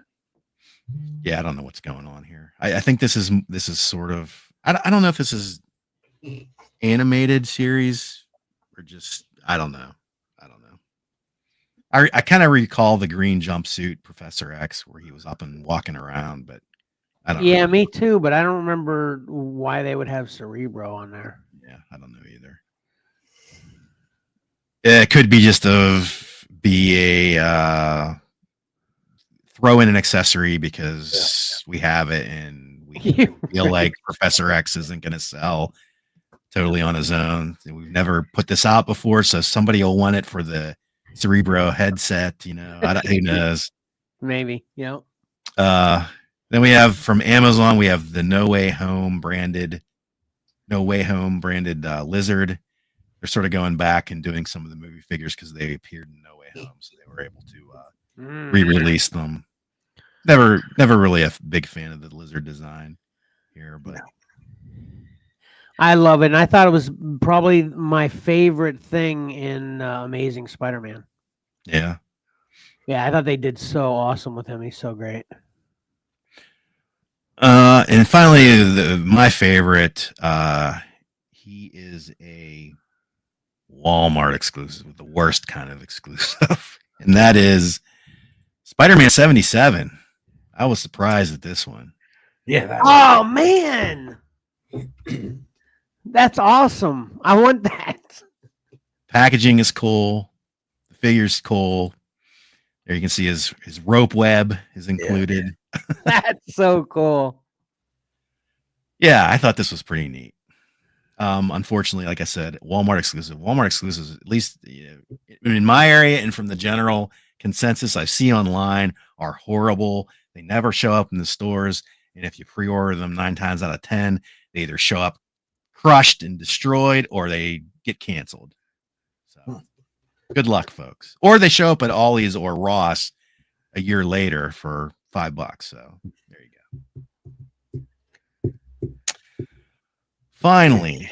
Oh no, not finally. I forgot about McFarlane. We had to go back to Todd McFarlane. I don't know about this one. These are sort of some sneaks. These are 2 Target exclusives. First is Wildcat. I don't like this design. He looks weird. I don't know if that's New 52 Wildcat or Rebirth Wildcat, but Yeah, I don't know. his face looks weird to me. That Yeah. looks weird. I like this one though. Orion. I mean, this is the Orion. I kind of don't like his newer helmet. I like this helmet here. Yeah. Yeah, That's The pretty big cool. Jack Kirby wings. Yeah. And I like the character as a whole. So 2 Target exclusives there coming soon from McFarlane. And then we always have to have some kind of repaint or rehash from Todd. And this is the Dark Knight Returns Batman here in a cover recreation of Dark Knight 1 that we all love. Coming or going, we don't know, but it looks like coming. And Yeah. McFarlane's decided. I need to email Todd again because I need to know if he just made this decision or he got confirmation from someone. You know, That looks pretty So awesome. there we see him in the box. We talked about the funny foot poses. They put Flash in here, and I guess they're trying their best to recreate the pose on the Batman of Dark Knight Returns 1 year. yeah. So is this one of those situations where this body's been used on another Batman? Yes, he's actually been released as just a normal colored Dark Knight Returns Batman in the past. Because man, I felt like this was a missed opportunity. That if his waist was just thinner, it could be like spot on, you know. But they can't get him as close to the picture on the cover with his waist being so big, you know. Yeah, I like that one. I would buy that one. Yeah. Yeah, I don't know. That looks awesome. I like just complete blacked out. Yeah, I'm not really feeling that way. How are you feeling about this one, Pat? I mean, I think it's okay. I have not purchased a single McFarlane DC figure, so this probably wouldn't be my first. So Wait, say that last sentence again. You've never purchased a McFarlane figure? DC figure Oh, okay. since he got the license, yeah. Yeah, $30 retail. I mean, Todd's DC figures are weird too because sometimes they're 20, sometimes they're 25, sometimes they're 30. It's a dartboard. I guarantee it's like, oh crap. It's about the licensing cost, I'm sure, right? It's like I'm talking even just the DC figures. They run the gamut there of 20, 25, Oh, really? 30. Yeah. I It think it's depends that on gold. It's that gold sticker. That's an extra $5 for the gold series. Sorry, Mike. We kept interrupting you. It was a bad joke anyway. Probably A bad joke or a bat joke? a bad. Well, not worse than that. So anyway, it depends on who's in the pricing department that day. If it's Alan, he's a good shot with a dartboard, and it's going to be $35. You know. Nice. Alan. For the audience when you need it. Yeah. Oh well. Lastly, from McFarlane. I was just thinking, can I say something real quick? I was just thinking, you know what would be really cool, Mike, is to have, since for anyone who doesn't know, and the spoiler alert for last cover combat, Dark Knight Returns 1, this would be a great display.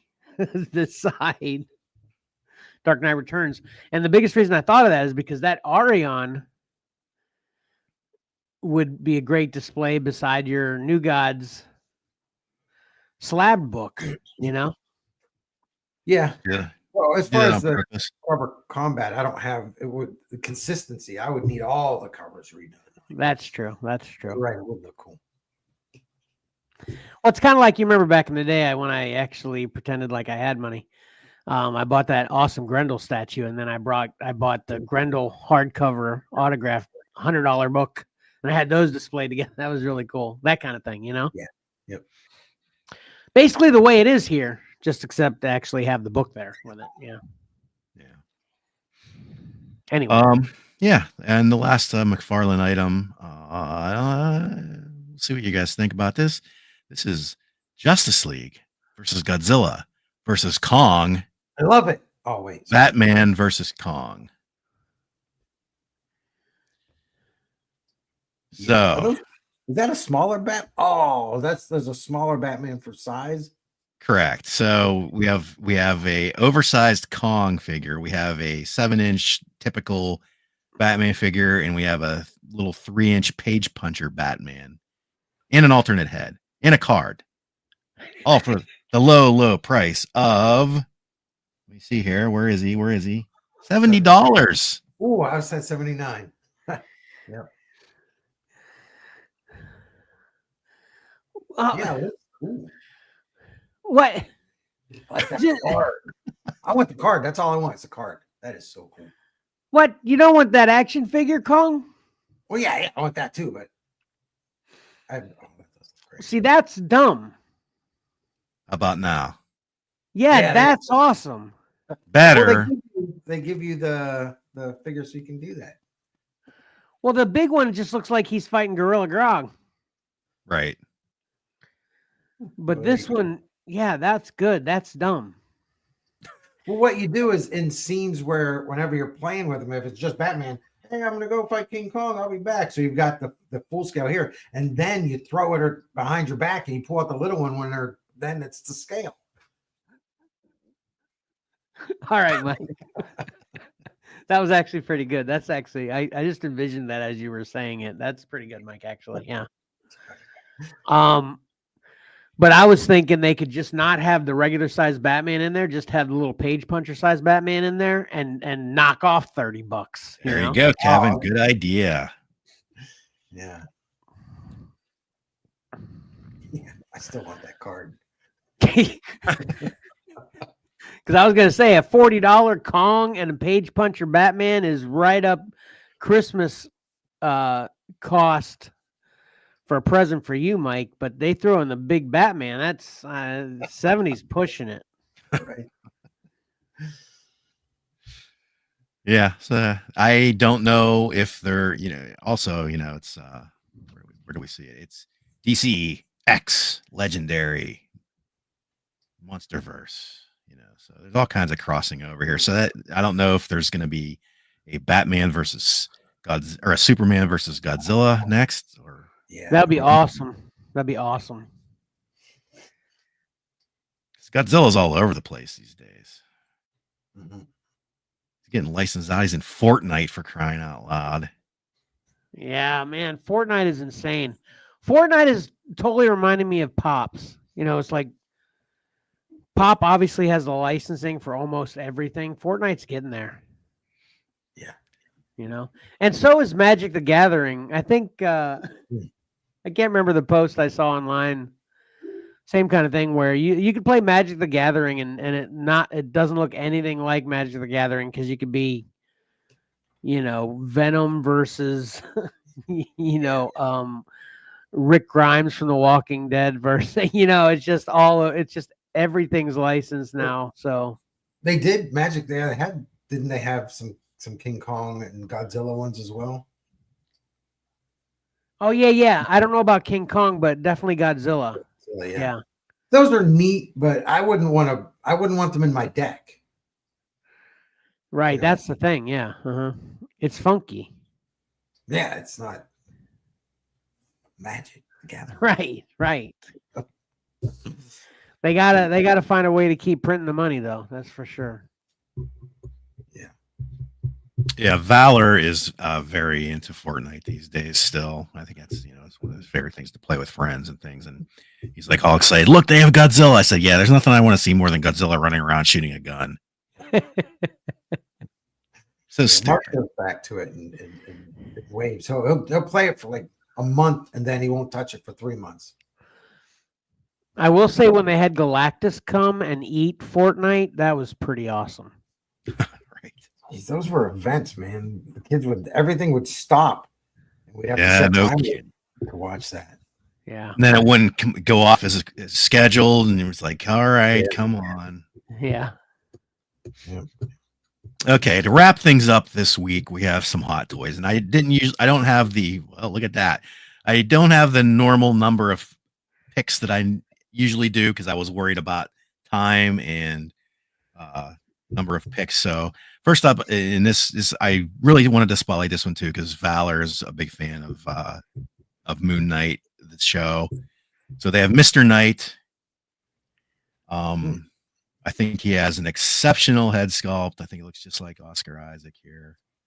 That is really good. Yep. Yeah. It's Hot Toys. We all know what we're in for here. A retail price of $255 for your around 12-inch scale, fully posable, interchangeable, everything. High-end collectible here.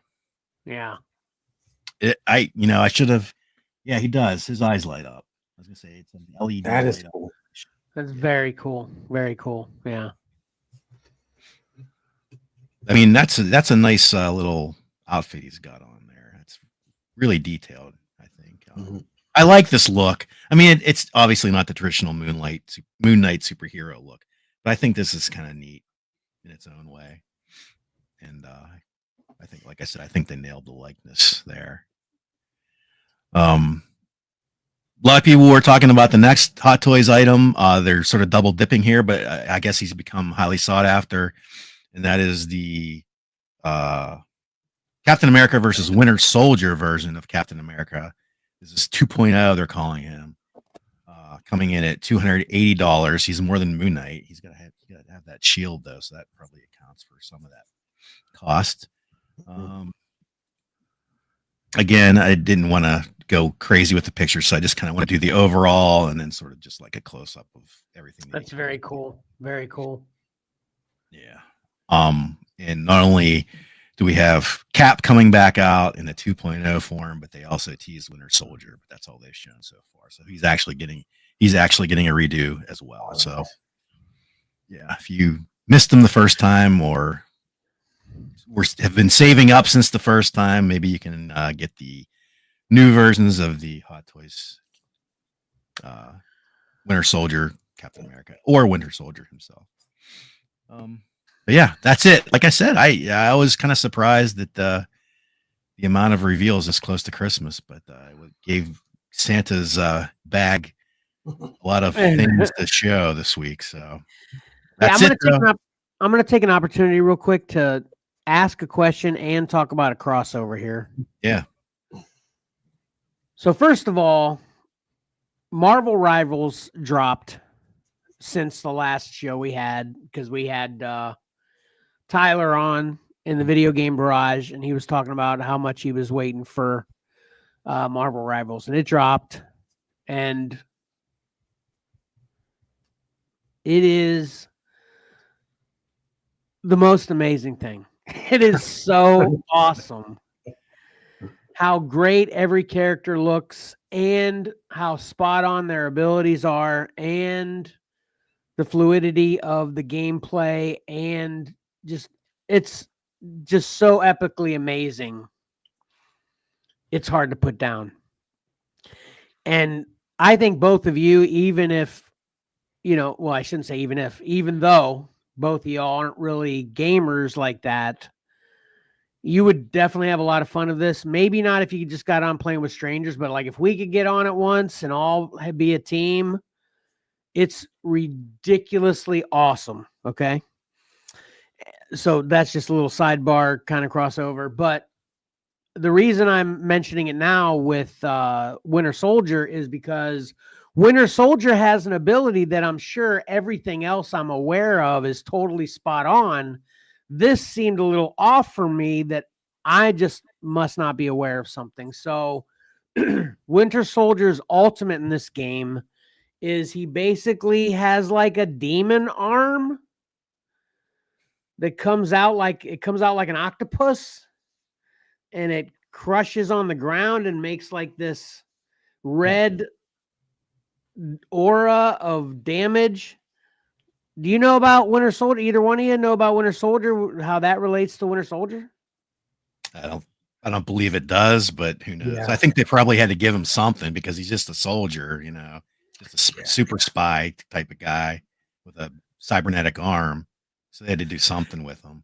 I figured it must be something though, because they could literally what he does, he could just do with his metal arm, like jump, and basically all he does is jump and makes a span of damage in a circle that's not crazy huge to where it could just be his metal arm impact and it could do the same thing, But they make it octopusy and kind of like a demon comes out. So okay, so you don't know anything about that either. Okay, that's more theatrical and more boom than just an arm. So yeah, I agree with Pat. I don't know of anything like that.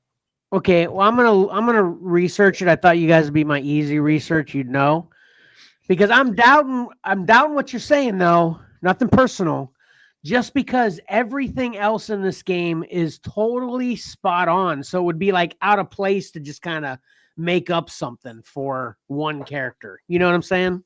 Yeah. What's with that Wolverine design though?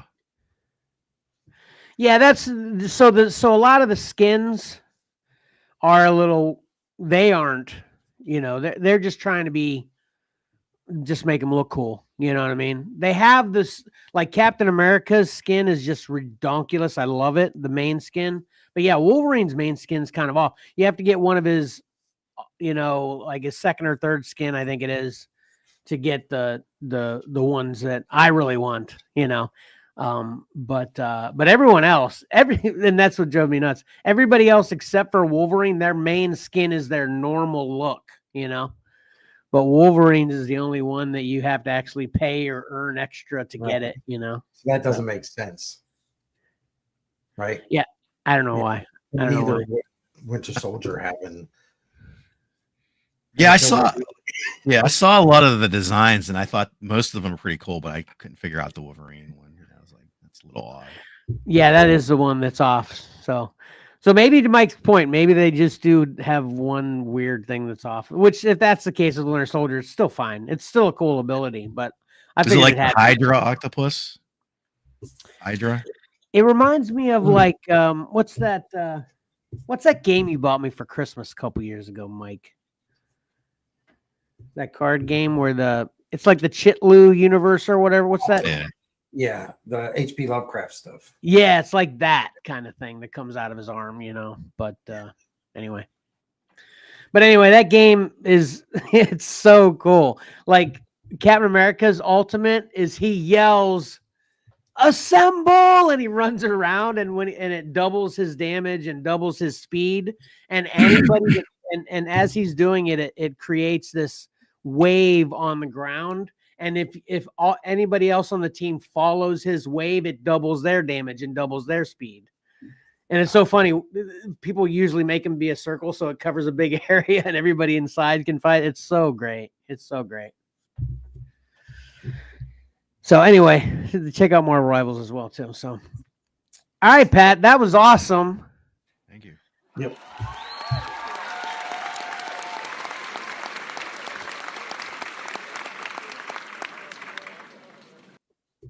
Sorry about that. And you took a perfect amount of time, Pat. Yeah. Because our guest host has arrived. Michael, can you hear us? Are you ready? Hey, good morning, good afternoon, good night. How is everybody doing today? Good morning. How you doing, Michael? Good. I'm doing grand. Good. Great. And Good better to see late you. than never. Hey, no problem with we actually have talked about it on a few occasions. You've been such a great sport how you'll sit through what has been up to 3 hours before we get to you, which is awesome. But just to let you know, if you ever want to kind of plan it, like, hey, I just want to come in before my segments, I got no problem with that, so even though that's not exactly what happened here, just to let you know that, we that works. Having you at the end is good for us. So, yeah. Yeah, I appreciate it. I got to remember that. I remember that in the future for planning. Definitely, I should take advantage of that. Oh, you But- know what? Dadgummit. What's What? You know how I'm moving everything over to a hard drive to give you guys to an external hard drive. I don't have the external hard drive with me with Michael's Oh, intro. intro. on it. Man, I love that intro too, and I don't get to use it that off. Gummit. Yeah. Sorry, Michael. We don't have an intro. We don't have the what's going on with Pokemon intro. that thing, yeah. No, it's It's okay. really It's cool. okay. Sorry about it.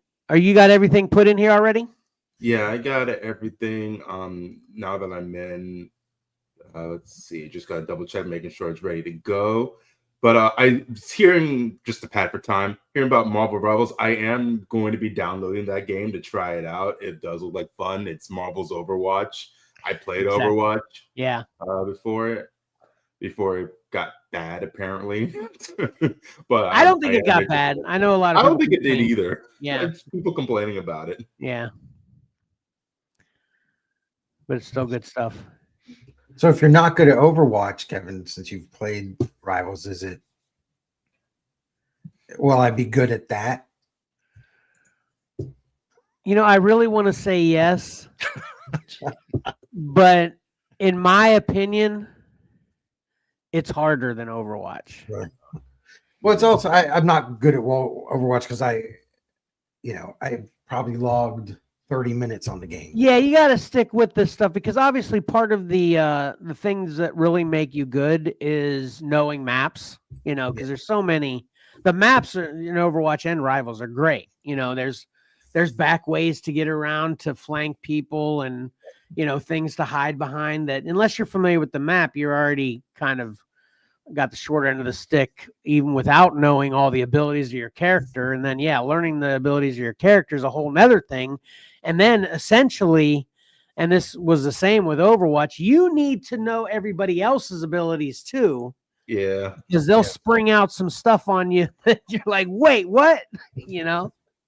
It's like you can do this, and you need to figure out your combinations, and you need to learn how to time when to do actions. You got to plan a little bit. So that can be the intricate part, but it can be fun, especially when you're with a group of friends to play the game, trying it out. Like that's the important part overall, at least in my experience with those kind of games. Is like, I guarantee, Mike, and this goes for you too, Pat. If like I said, I know you guys aren't really gamers, but I shouldn't say that Mike's a sniper gamer, so he's into sniping.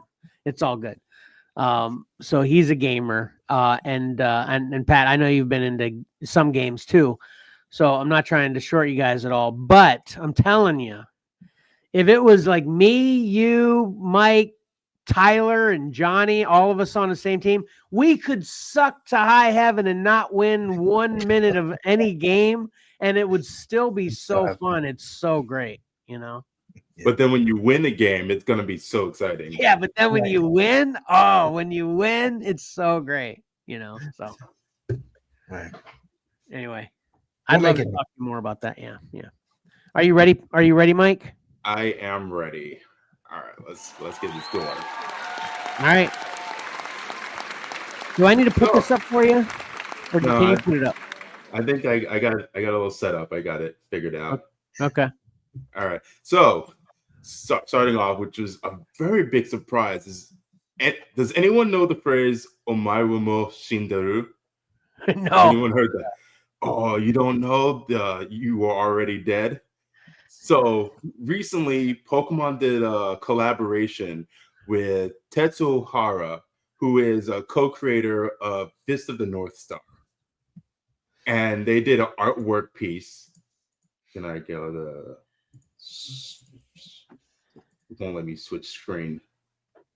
Okay, here, let me put it up for you. Yeah, put it up for me, please. Okay, there you go. Tetsuo Hara did this artwork on the right, who is also responsible for the artwork of Fist of the North Star, and that just recently happened. And this is going to be printed as a card over in Japan. Not certain if it's going to make its way over to the States or elsewhere, but it's just really cool, and I thought that'd be nice to share. It's just pretty. It's Palpatine. This is pretty much our Captain America of Pokemon. So that's like a perfect tie-in. Or he's like a superhero type Pokemon. It's a dolphin with the whole suit and just punching. But yeah, it was just that going I've on. never heard of him or seen him. Really? Which one? The Pokemon? Yeah. Yeah, Palafin. He just came out from the recent Scarlet Violet video games. Oh, okay. Yes, he's one of the newer faces of the genre of the franchise. I like that artwork. That looks awesome. Pretty cool. And other news, it's been a bit. It's been a couple months, but the illustration contest ended back in the summer. I didn't win, but the winning cards are going to be printed out in March next year. Have you seen them? I have seen them. I've seen all the qualifiers and such. They're really neat. I didn't have a visual for them ready, but you can expect to see them on the Pokemon Center next year for purchase. So that's what's How many going winners on were there? there. Just 3 winners. 3 winners. There are 3 winners. Okay. It's a Feraligatr, a Toxtricity, and a third one that I cannot remember at this moment. Okay. It should have been me, not them. No, it's What all was good. yours? It was a Flygon. It was a Flygon that I drew. Yeah, kudos to them. They did some great work, and all the other contestants as well. That's and when cool. I look at theirs, like, yeah, I can see why they won. Not to say that I didn't deserve to win, but I also understand like where my shortcomings were, and as of late, since I made that drawing, I have improved. I would like to say, or I've gotten better at understanding how to make a good looking piece.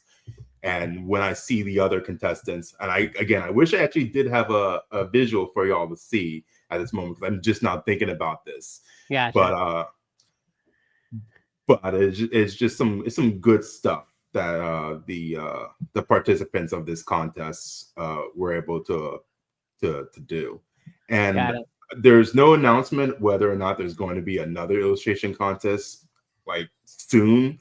I would assume there will be, maybe the year after or so, because this seems like a fun activity for anybody to dive into to make work for the Pokemon card game. So those winning cards, are they going to be, is that going to be in the playable and in the packs and stuff like that? Or is it just something you have to order in a card? Not on packs. You would have to order it. It's like a special edition promo that they're gonna have available. I have to double check if it has to be like you can receive it with a purchase, or you have to buy them individually, like as a bundle. I think it's the latter, as a bundle, and they are going to be playable cards. You can technically use them. Will they be good in the tournament scene? I don't know. So they're kind of going to be like the secret layers of Magic the Gathering, right? Right. Stuff like that. Except for secret layers occasionally can come with reprints that are actually useful. Yeah. Okay. Yeah. That's cool. Oh, so all right. Next, what we got going on is, let me pull up my slide. Tinkaton has now joined Pokemon Unite. If you like gremlins who have a dwarven hammer and beat stuff up with a poke, this is your girl. Okay. She's an all-rounder character. I've occasionally dive into Unite, and for those who do not know or don't remember, it's kind of like League of Legends, the style game where you go in as a team and you pick your Pokemon character to fight as, and you progress, score points, just the likes of it. Tower defense style kind of game. Team what composition. platform is that on? This is on Switch and mobile. Huh. Really? Did you tell us about this the last time you were here? I did. I think I alluded to maybe other characters coming out as of late prior to Tingaton. This year, Cerulege, Armor Rouge, and Darkrai have come out. Psyduck's in the game for all you Psyduck fans. Daggum, there it is. Yep. That sounds a little bit like Overwatch and Marvel Rivals. But yeah, just a bit. League of Legends. Yeah. Yeah, it's more akin to League of Legends or any MOBA team game of that nature. Since we're talking about since we're talking about a mobile game right now, man, I've been like so into Pokemon lately because of the Pokemon TCG Pocket mobile game. Mm-hmm. Are you playing that? Ironically, no, I'm not. It is so much fun. It's just playing Pokemon. It's really, it's really similar to an actual Pokemon game, except they do this one thing that I've tried to sell everybody that I know on this idea that I've always had with Magic the Gathering. One thing that's frustrating for anybody who knows anything about Magic the Gathering is when you're mana flooded or mana, you don't have enough mana or you have too much mana, can really just shoot any plan to garbage, So I always had the idea, and I called it playing mana free, which essentially we just have a big pile of mana beside us, and on your turn every time you can put a mana into play. So you'd actually have less cards in your hand, and you could just put mana into play. So basically, you'd never have too much mana or not enough mana. So that's been my idea with Magic the Gathering. But this Pokemon TCG Pocket mobile game, that's essentially what it does. It only gives you 3 cards to start the match, but then it gives you a free energy on your turn every time. I love this segue. It's really cool. Anyway, so I wanted to tell people about that. I didn't know whether you were going to bring that up or not, but I love that game. So yeah, definitely bring it up, because as you see up on the screen, Pokemon Pocket actually just announced that they've had 60,000+ downloads for their game. Awesome. Yeah, I've seen Pocket. It is really good at what it wants to do. And the whole concept of just being quick, snappy games of exactly. Pokemon. Yeah. It still follows the basics of how the actual card game works, but it's more I guess friendly and simple and what it wants to do and how to go about doing it. And again, that's exactly why I'm attracted by it. Yeah. The energy system is very nice. It's not as frustrating as in the real card game where you're up to the mercies of RNG, of trying to find energy or any of the cards you still have RNG to deal with because it's a card game at heart still, but it's more intuitive, I would say. Yeah. And coming up in 3 days as of the time of this recording or this podcast, the second set's coming out. Mythical Island is going to feature. That's awesome. It's going to feature Mew as an EX card. Obviously, all the Pokemon you see in this graphic, Gyarados, probably a new Aerodactyl and such, they're popping in. So look forward to that. You're going to be able to add to your collection and add to your decks and power those up. I am 35 cards short of having the first 220. I think that's what it is. 225 are out right now, and I'm 35 cards short. Which that's the thing too. It's just free pack opening too, and they have that whole visual in the game too. You can that's right. Literally ripping the packs open. It's really cool. Look, the one thing I'm jealous about Pocket versus the tangible card game is that they have God packs. Yeah, Pocket has God packs. Yeah. It's not frustrating, but it's like the one thing that makes me, why don't we have that? I want to open shiny cardboard rectangles Right. Maybe I should get Pocket. Nah. I think you should at least check it out. Yeah. Yeah, I've seen it with some of my friends. They picked up Pocket, and I guess what's in the back of my mind why I don't is because like I actually play the physical ones. The Like, oh, I physical already game. got this. Yeah. Yeah. It's much cheaper. That's the biggest thing. Oh yeah, 100%. Free is better than. Yeah. Oh, not Although just there's that. ways to spend money on it, though. There's ways to spend money on it as well. Oh, Yeah. of course, the mobile app. At Yeah. some point, it'll have microtransactions. But I mean, like it's optional in the way how it gets you. Like you just get, you said it's free, and for most people that I hear about, either they play it very lightly, or they're just like, oh, look, let me open a pack. I received a Yeah. pack or two a day. Crack those open, and eventually they did say trading is going to be introduced to the Nice. to the game. As is the win. And like We'll at this see. point, I almost feel like they probably don't need trading because with how many packs people be open, it's like you're only 35 away.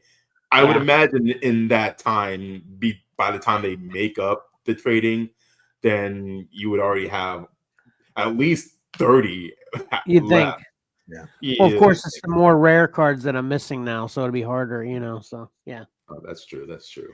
You get doubles as well. Like if you open a Yeah. pack Mhm. and then you've got 4 of the same one. It Yeah. goes for- I see. I forget But then about you that. can turn doubles into like this glittery stuff that makes you can upgrade the appearance of your cards with the glitter that you can trade in for doubles for. It's Okay. a cool system. Yeah, yeah. Get it. Oh yeah. Okay. But you gotta love Mew. He's like Mew, or I don't know, is Mew a boy or girl? Yeah, Mew's in it. Mew's a petri dish. It's the Mew's awesome. Mew's always been great. yeah, Mew's a crowd favorite. Of course, Mewtwo is a crowd favorite. Yeah. But it's just like since Pokemon the first movie and then every now and then, or just from the video games themselves since Gen 1, just the idea of Mew is like pretty cool. I think being Mew able to was use actually, everything back. correct me if I'm wrong, Mew was actually introduced in Pokemon the first movie. Yes. Mewtwo was in it, but then Mew was like a secret reveal at the end. Exactly. Mew was teased at the beginning, and that's what led to Mewtwo lore-wise, because they had scientists, DNA, and they made Mewtwo, and then Mew shows up at the end. It's really cool. Yeah, yeah. Anyway, sorry. It's not my segment. Go ahead, Michael. Yeah. All right. So next up, the second season of Horizons. I've watched a couple of episodes here and there. I'm not really a diehard anime watcher myself for Pokemon as of late. Kind of feels campy.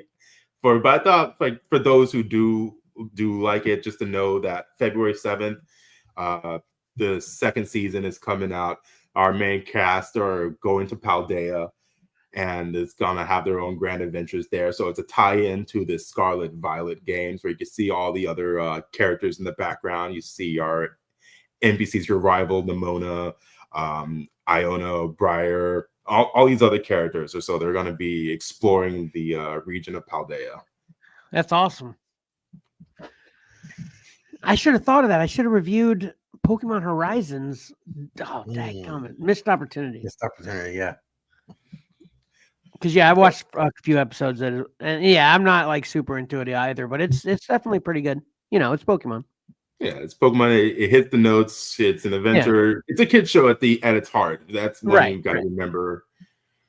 But it still can it can still touch ground on topics or things, or just be a good animation series to watch in general, just have in the background, at least in my mind. Yeah, me too. Yeah. So also there's a tie-in with a shiny Rayquaza coming out. So for you video game lovers out there in the Scarlet Violet games, shiny Rayquaza makes an appearance in Pokemon Horizons, and they're bringing it in to the raid den. So you have from December 19th all the way to January 20th to fight this monster and add it to your roster. I did That's not awesome. intended that to rhyme.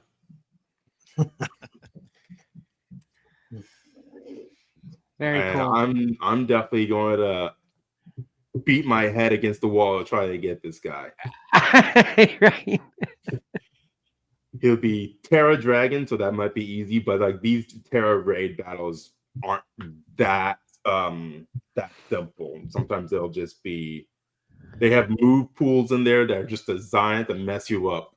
But this is going to be really cool. It'll be kind of fun. It'd be really neat to have a shiny Rayquaza. And also another thing that Pokemon is doing is during the season, more Pokemon in your video game are going to spawn in that have a black colored shiny variant to them. So there would be like, say, Mary, a shiny Ampharos is black, I believe. If there's a Froakie, so Greninja, you can obtain those. Like you'll find regular ones. That's what it is. The spawn rate of these Pokemon that have the opportunity to be black shiny Pokemon will appear more. So let me ask you a question real quick. So I thought these were totally offline games. Are you talking about, is all this online? You have to be online, playing online, or how's that? Because this is all the handheld games, right? Oh yeah, it is. So what it is that you just update the game. You just So connect okay, online update, and you but update you it. still play offline. Okay. Yes, you can still play offline. It'd be preferred to play online because then, especially trying to do these raid dens, you can play with others to simultaneously fight these bosses, just like in Pokemon Go, where you do those gym battle raids and stuff. Yeah. So it's just like that. You're in a team of 4, if you didn't know, and then you try to fight this Pokemon, beat through its defenses, its health bar, and then you have the chance to catch it. I didn't even realize these were online now. Okay. I thought they were all still just offline. Okay. That's And very cool. When did they start doing that? Has this been a while that they've been doing that, where they're online as well? yes, since Wow. Scarlet Violet actually started, you can do it had online connectivity from the start. Awesome. Okay. And they've been keeping up with the game. So periodically there would be these raid den battles where you get these super rare Pokemon Stuff like who this. are just really Okay. hard. Yeah, kind of like this. Yeah. And I think this one's just really cool because they just announced it. And here's something interesting. I don't have proof, but I believe I have an assumption, and hear me out. I have an assumption. This event, not only is it tying in with the fact that it's with Pokemon Horizons, the anime series, but it ends in January, which is the last month of the lunar calendar, and it is currently Year of the Dragon. You have to remember that. Okay. And what a send-off to give us a Rayquaza. That'd be awesome. Yeah. Yeah. So That is awesome. Yeah. Yes. And so Okay. also tie in, you can get these now at the Pokemon Center, Shiny Rayquaza Sitting Cutie plush. Ha! You need it on this Horizon, Pat. Missed it. On an action figure. Yeah, they're currently available. You can get them now on PokemonCenter.com. That's cool. That's cool. As a 54-year-old man, Kevin, I just try to avoid cutie in anything I spotlight. I mean, comics and action figures are bad enough, but when I start going down that road, it just gets weird. Right. Yeah. Especially those daggone cutie cuffs. Yeah, I get it. Yeah, these are fun accessories, or it's a collectibles that some people Yeah. get. I have like maybe 2 myself, which some of these actually later down the road fetch for a price. Yeah, I'll bet. Because I have one that I picked up for $40 before, and this was last year. It's a Celebi plush with a little wizard hat. It was the October Halloween themed one, and then now it's about like $150 plus dollars just for that plush because it's discontinued. It's pretty cool looking, I guess, to most people. Yeah. And it's become a collectible. Very cool. this Rayquaza had the opportunity down the road to actually become a collectible as well, because I'm pretty certain this is only going to be for a limited run. A shiny Rayquaza, this is going to possibly fly off the shelves, or if not, but I'm totally grabbing I'd say it. it's I'm totally grabbing pretty neat.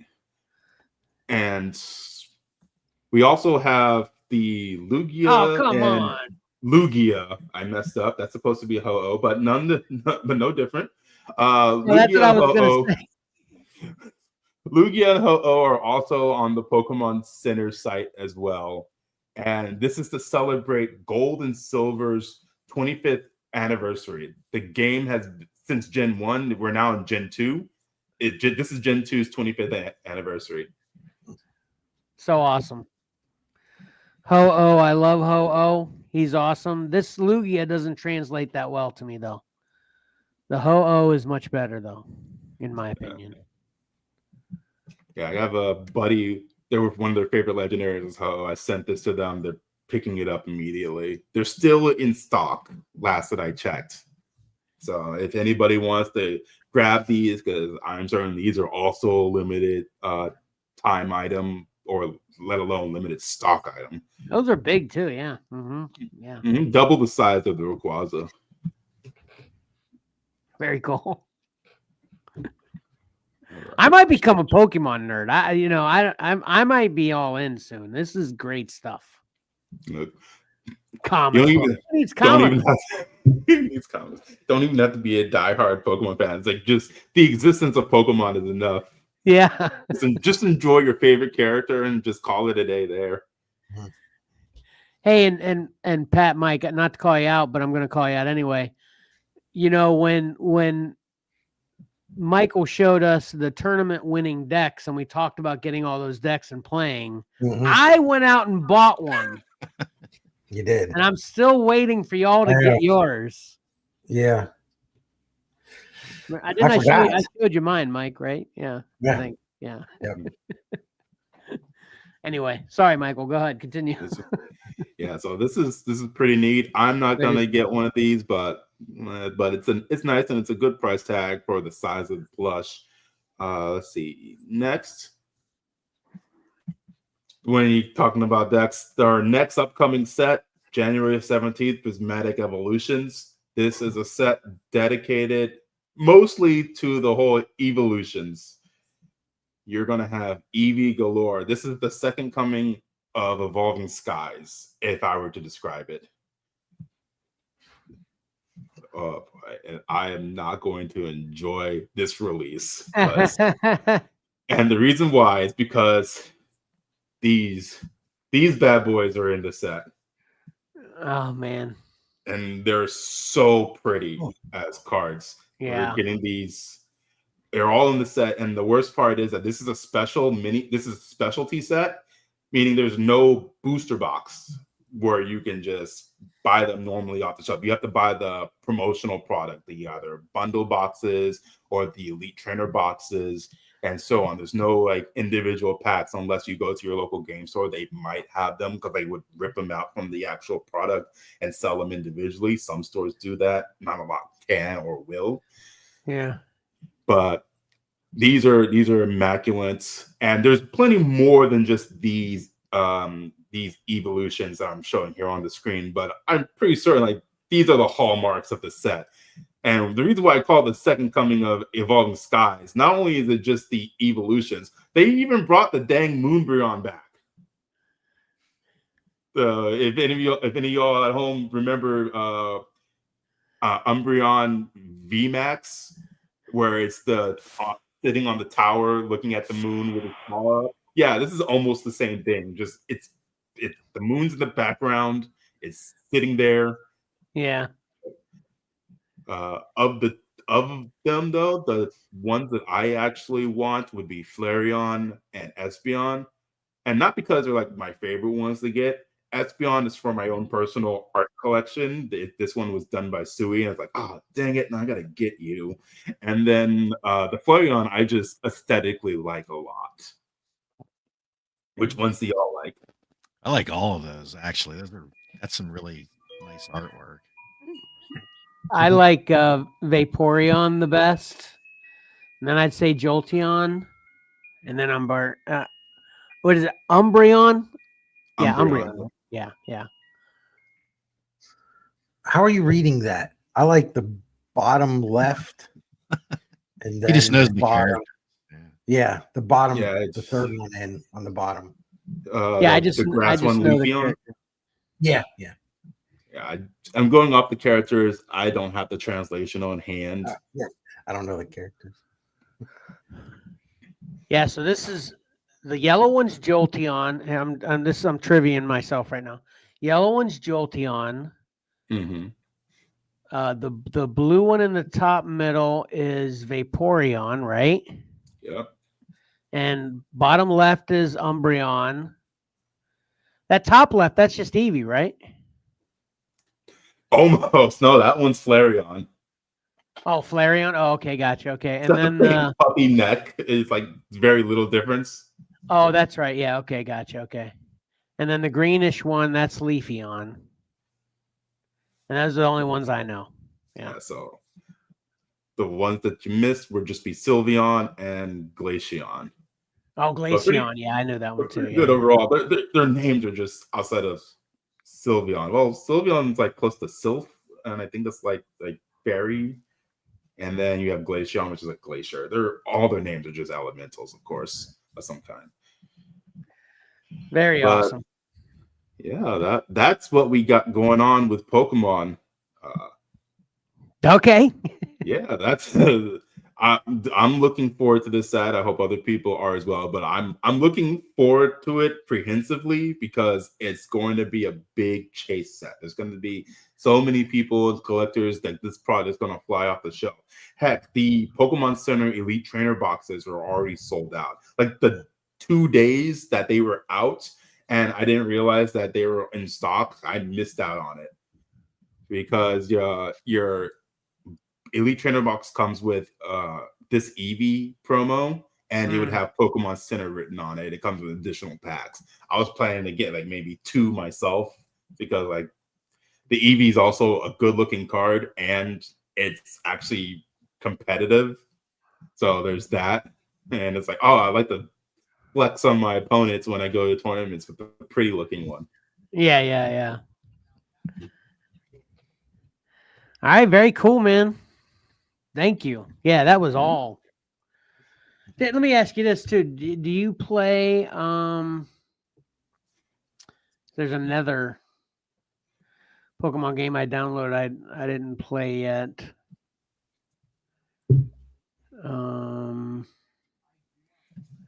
Masters EX, Pokemon Masters EX.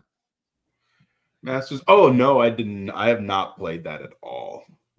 It's kind of like it's really reminiscent to me of the original, Game Boy Pokemon games where you're running around and, fighting and capturing, typical Pokemon stuff, that's at least that's what it looks like to me. I haven't played it yet, but I was just wondering. Yeah, I hear it's like a gotcha game where you like obtain characters and then you fight with them. Like mostly you get the trainers and their partner Pokemon and you just combine them together as a team of I think like 3 or so, and then you're fighting against other opponents. I don't think it's other players, but I think it's like the story mode and fighting against enemies and the likes. And then you can possibly level them up. I don't know. I don't play gotchas. That's one reason why I didn't touch it, because I don't want to dive into that mess. There's so even much. if it is Pokemon. Yeah. Well, I mean, yeah, there's so much to keep up with. I mean, that's obviously why I wanted to have this segment, when we were talking about extra segments. I'm like, yeah, there's so much with Pokemon and it's so much new coming out constantly. And they just keep broadening the horizon of what they cover. Oh, and definitely. they're awesome. They're awesome. So that's it then? Yeah, that's pretty much about it. Then the only other thing would be there is one more, which I think is kind of interesting. I didn't think it was like necessary to point out, but I think I'll talk about it anyway. I saw an article, and I had to double check about it. I saw an article a couple days back saying that you can no longer go to Pokemon events in costume, and I had to look at it like, wait, that doesn't make sense. And what it really was touching on was that you can't go in dressed up as a Pokemon professor, like Professor Oak and Elm and all that. Like, wait, that still doesn't make sense. And then I get a notification about rules and regulations update. And what it's saying is that Pokemon judges who are not currently active duty, when I say that, not military, but like when they're not an actual staff member on the event, they should not be dressed up as such or to claim themselves to be a judge while playing. So, but they want to avoid people dressing up in a matter that could be confusion. So if you come dressed up in costume, like you're frozen. You want to look like Professor Oak. And if you're at a tournament setting, maybe people or participants or spectators, they would see you as a professor and confuse you into thinking you're an actual staff member who is running the event. That's one possibility. I don't think that's too big of an issue, but I can understand where that confusion can go into. So, but if I want to go to a Pokemon tournament and dress like, what's his name, Scyther, I can do that though, right? Yeah, you can do that. There's been people who come dressed up in Pokemon-like costume, either as a trainer or like some of their favorite Pokemon that they want to cosplay as. That's one of my dreams. As long as it's appropriate, that's all I gotta say. Right. Yeah. I have two dreams: one to go to a Comic-Con as Boba Fett, and one to go to a Pokemon tournament as Scyther. That's what I've always dreamed of. Well, thank you, studio audience. You can definitely accomplish either this. Well, first, of course, got to get the costume to get on. I have more confidence you have the Boba Fett costume mostly together more than you would the Pokemon one. Right. Yeah. But if you wanted to, there are big events that are coming up. There's one in April at Atlanta that me and my team are going to be going to. So if you want to make that flight/drive, you can. If anybody watching, if you're in the Atlanta area, it's April 21st through the 23rd or something like that. I'll be there as well. It's going to be hard to find me because the sea of people. There are so many people. I was up in Baltimore a couple months back, and it just in the TCG alone, in my age group, there was over 2,000 players. Wow. And that's just the TCG for the Masters division. There's the seniors and juniors, which are the kids and teenagers. And then you have the video game. And then you have Pokemon Go. And then you just have people who are there to be there. There's a lot of people at these events. Yeah, that's awesome. Are you still in Georgia? I am still in Georgia. So that's why I'm going to be able to make it to do the Atlanta one. It's a nice little hop. Yeah. Well, all right. Very cool. Again, can't tell you how much we appreciate you stopping by and giving us an update like this. Yeah, I appreciate you inviting me. It's great to be here. I think it was a little bit longer this time since the last time than it was the previous time. We'll have to get on a better schedule. That's on us a little bit. I'll definitely reach out to you more regular because we really appreciate it. It's great stuff. And yeah, man, I'm telling you, I'm not even joking when I'm telling you I'm getting into. Literally last night, I was drinking my rum and coke, sorting Pokemon cards, and I got this really cool full art Charizard that's worth $12. I should have brought it to show y'all. Yeah, it's one where dude's like one of the trainers is holding him, and he's like kind of like being like a German Shepherd, like laying in his lap like this. Do you know that card? I think I know which one. Is it a purple-haired character? Yeah. Mm-hmm. Okay, that's Leon. That's a full art from I know the card. I think I have that card. Yeah, it's awesome. I love it. I'm gonna mount it in my bedroom. My wife's gonna love it. All right. Anyway.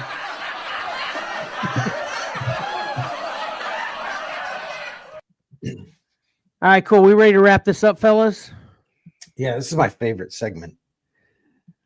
Oh, I should. Are we ready to unwrap this up? That's what I should have Yeah, there said, you right, go. Pat? Yeah.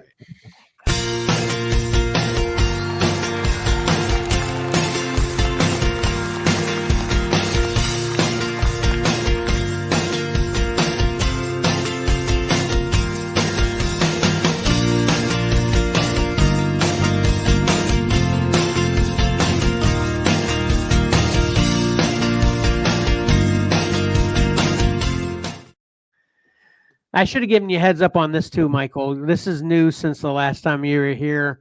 Rather than doing our regular show recap like we used to do, we do the unwrap recap now to take the pressure off of actually having to remember something clever to say in the recap. Now we unwrap stuff while we just give a slight recap. Like And blind boxes. I should have told you so you'd have okay. brought some, Michael. You got something to unwrap? No. Oh, actually, I do. I haven't opened this yet. Perfect. Where is it? Because I got something in the mail that I would like to show off. Where did I put it? Well, while you find that, what do you got today, Pat? What? Oh, you have nothing. That's right. I have nothing. You know, I promised the millions of fans out there that I would not do a DC figure, nano pod again, and to help me on along those lines, Valor and I unboxed all the rest of our DC nano pods, and we ended up. I'll show that. So we got the full set. Oh, that's awesome. You know, I it's like how they put together. You know what's weird about these guys, though? Sorry. So there's a Batman chase figure, right? Okay. He's chase figure, solid gold, really exciting, right? We've talked about this, Yeah. and he's the chase, but we got an entire box, a brand new case, 24 figures, one Batman and one gold Batman. So how is the gold Batman the chase? In my mind, this guy, he's the chase, Yeah. right? Right. I always have thought that about Chase. It always seems like, in my opinion, the figures that are less desirable are usually what they call the chases. Yeah. That's the trend these days, I think, for sure. Yeah. Well, so what do you got? Oh, Mike, you said you gave a description earlier, but let's see it. What you got? Okay, so this is I've got this Mini Brands create a garden. You get two of them in here, and they're like different plants. This is what you get two here. Okay. Recycled plastic, and it looks like you can get a bonsai. That's what I want, the bonsai. Okay. And it's kind of a cool ball, right? Yeah, it is. Yeah, definitely. Oh, man, What's your recap while you're unwrapping that? It's double wrapped. I never. That's the whole reason that we do this is so I don't have to have a recap. Remember? No. You don't have to have anything clever, but you still want to recap what you talked about on the show, I didn't. or not. No pressure. Yeah, I feel. I got something clever for you, Kevin. Okay. Brace yourself. This is talking about, you're an Alien lover. You reviewed Alien Romulus. Don't forget, you gave it a 9 smiley face huggers out of 10. Oh, there you go. Yeah. So I think I got the bonsai because those are the directions. Of course. And then we have the best luck on here, definitely. Yeah. So the ultra rare, is a scented plant, and I'm looking, and I got a little scent bottle here. You did it. You're the winner. Holy cow. Ultimate, yeah, it's the bonsai. That's awesome. Nice. So that crapola. You didn't even put it get all a chance. together. You didn't even get a chance to lay hands on that. That was just randomly picked for you. Yeah. That's amazing. Yeah, we ordered it last night on Amazon. It was delivered at like 4 o'clock this morning with the door front porch. That's, So I'm gonna have that to is- build this.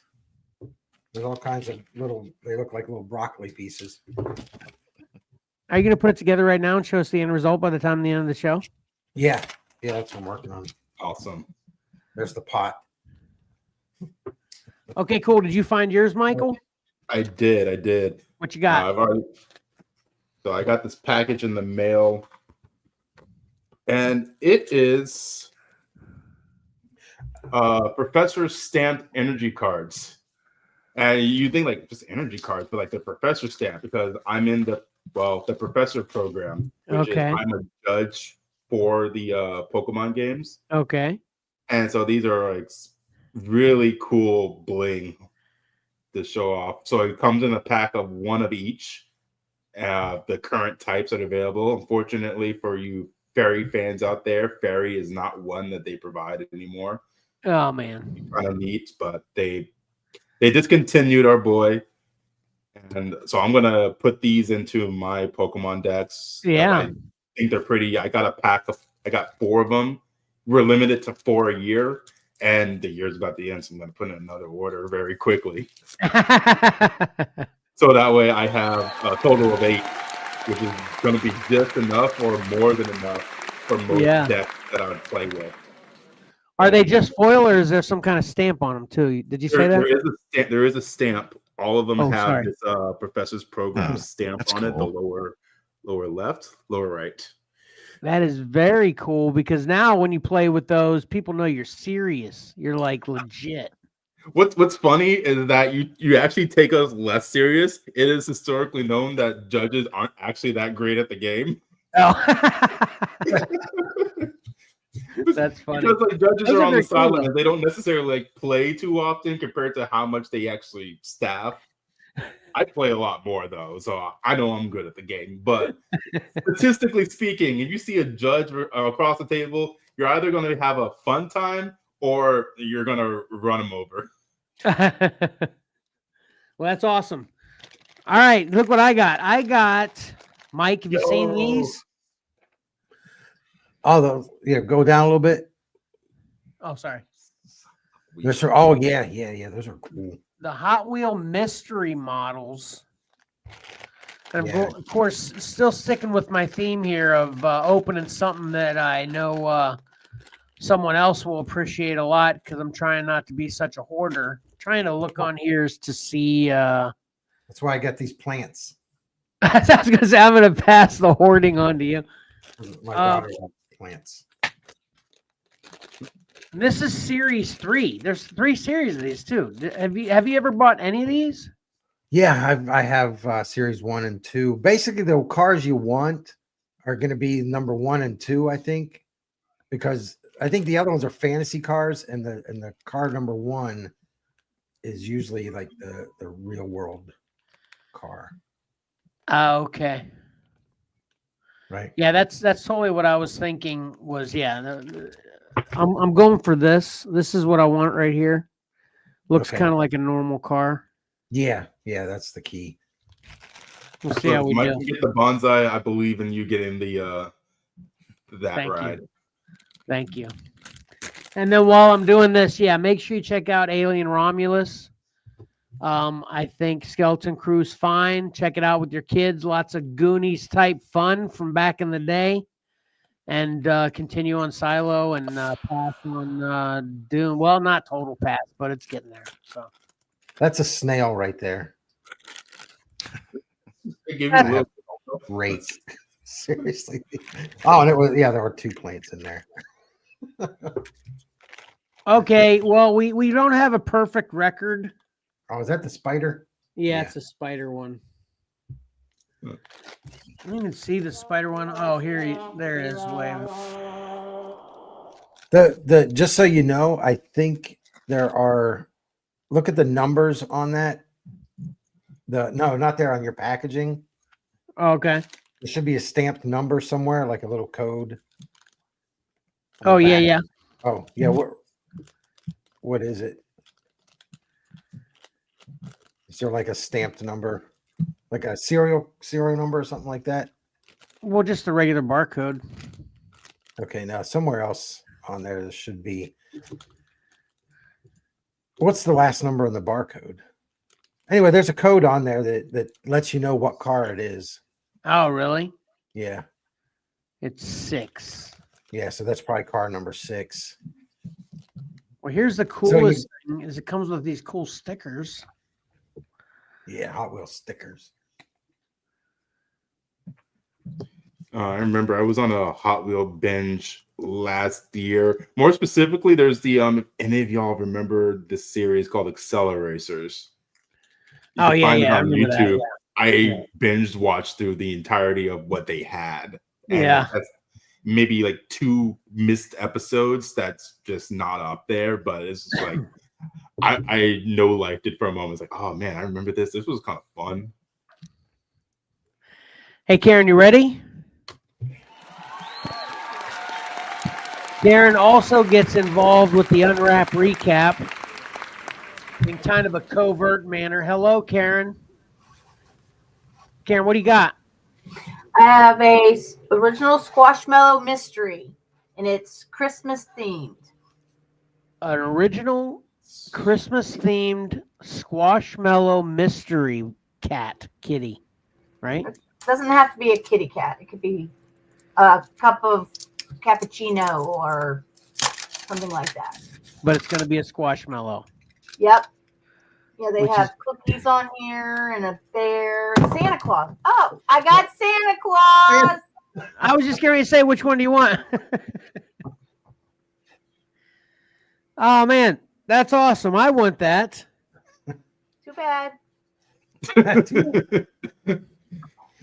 Man, those Squashmallows. Lexi's got so many of those in her Yeah, bedroom. that's who's getting it. Yeah. And I have a recap. Actually, I have 2. Okay. One was Pat knew the assignment when it came to get it or forget it. Nice. Yes. Thank you, Pat. Yeah, he did. And Kevin needs to add 2 events to his bucket list. Yes. The becoming Scyther at right? That's what you're talking about, Karen? Yep. And Boba Fett at a And Comic Boba Con. Fett at Comic-Con. Yep.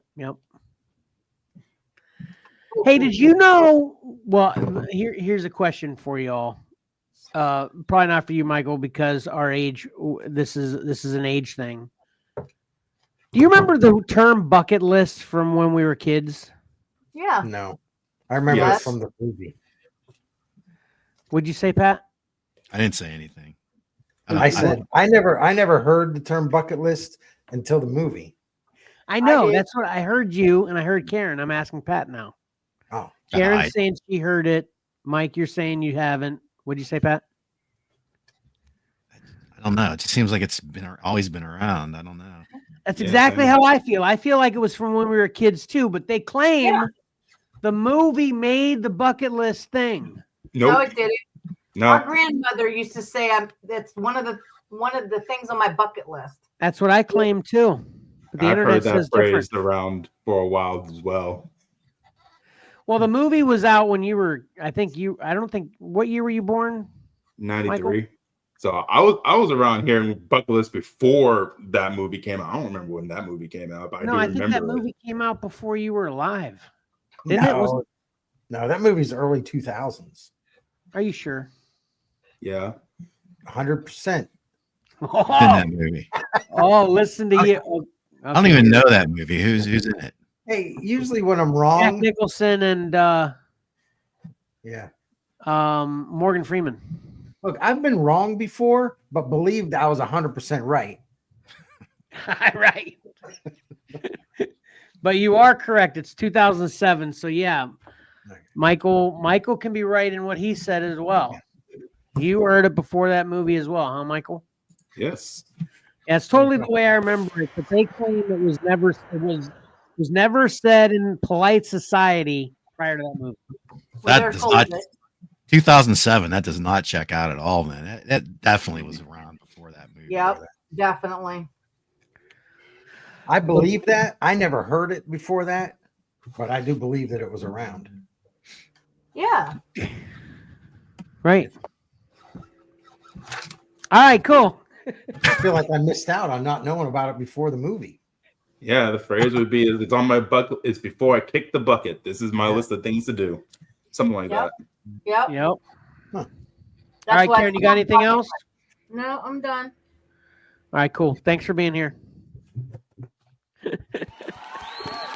Stay tuned in next show, and this is going to be my. Oh, I wanted to see your finished, your completed yeah. project there. There you go, bonsai. Yeah. That's really cool. Look at that little snail. Nice. It came with a little snail right there. Pat, do they have a Karate Kid figure? Oh, Good question. I would think so. They should, because I totally put that with my Karate Kid figure. Yeah. you know, I did Look- get the Cobra Kai picture variant cover set, and I'll display those with this. Nice. Talking about displaying covers with Stuff. things.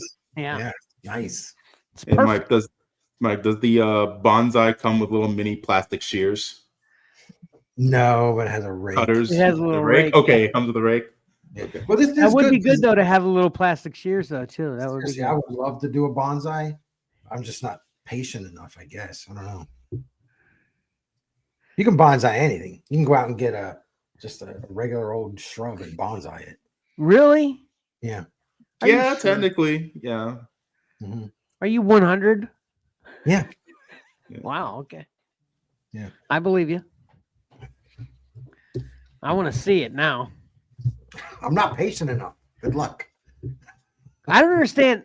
So when you say, like when we used to build models, you had to glue them together. I wasn't patient enough for that because I wouldn't wait for one thing to sit before I'd move on to the Right. other and I'd ruin the old one, right? But how can you not be patient with a bonsai? A bonsai is all about patience. I know, and I don't have it. No. There's no what can you do? What can you do with a bonsai impatiently? You've got to. Maybe it's just I don't have the time, because you've got to sit down. You've got to think about the way you want to sculpt it, the way you want to adjust the branches. There's wire and stuff on how you want them to grow, and you have to envision how it's gonna grow, how it's gonna look in 6 months, and that takes time to think and study it and all that. And I don't have time for that. Maybe How do you have this bonsai information, Mike? I need to know. How do you because know? I want to do bonsais, and I know, but so have you watched YouTube bonsai videos? Yeah. Oh, okay. Okay, yeah, that checks out. I tried it this past summer. There was this rogue bush, little evergreen growing, and I repotted it. I got some paper clips because I was at work, and I bent them around, and I made it all, and then it died. This is gonna be my new thing for you for the rest of our lives. Anytime you're like stressed out and stuff, I'm like, man, you really need to work on that bonsai tree. All right. All right, cool. Enough of the crazy banter. Let's Yeah, get out of read- here. All right. Read comics. Play Pokemon. right. So Oh, before we go out, Kevin, you should be proud of me. I picked up my first actual comic a couple months back. I picked up Moon Man. I've been reading the series. awesome. Yeah. That Oh, was so you're one of caught your up on it? missions in Cover Combat too. Yep. Not caught up. I'm one volume behind. I'm one issue behind. I need to go. I'm actually going to be going out today to the comic shop and actually pick one up. Awesome. I only read number 1. I have like 2 through 4. I think I haven't read them yet. We could talk about this later. I think we're running on time, but I just wanted to let y'all know that I'm actually No, cool. Yeah. on my first comic. No, yeah. So yeah, I want to. I'm in no rush. I didn't want to give you that impression. But what made you pick that comic to go with? What was your attraction to that one in particular?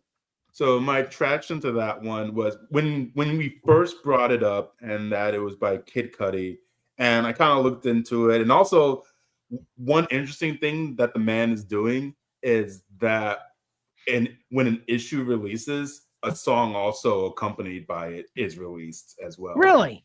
Yeah. Yeah, that's cool. That is very cool. Yeah. and I kind of and it feels like it goes in line with some of his older work that he did. The whole concept of Moon Man on the Moon mission, and all that. That's what some of the Yeah. songs of the story.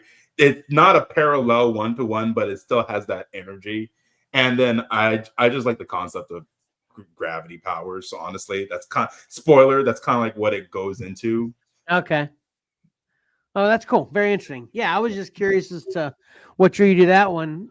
Yeah, you actually, I don't know, I would say to me in particular, not to speak for Mike and Pat, but drew us to it a bit with you submitting it with Cover Combat. We started appreciating that more. Right, Mike? That's where we first saw it, right?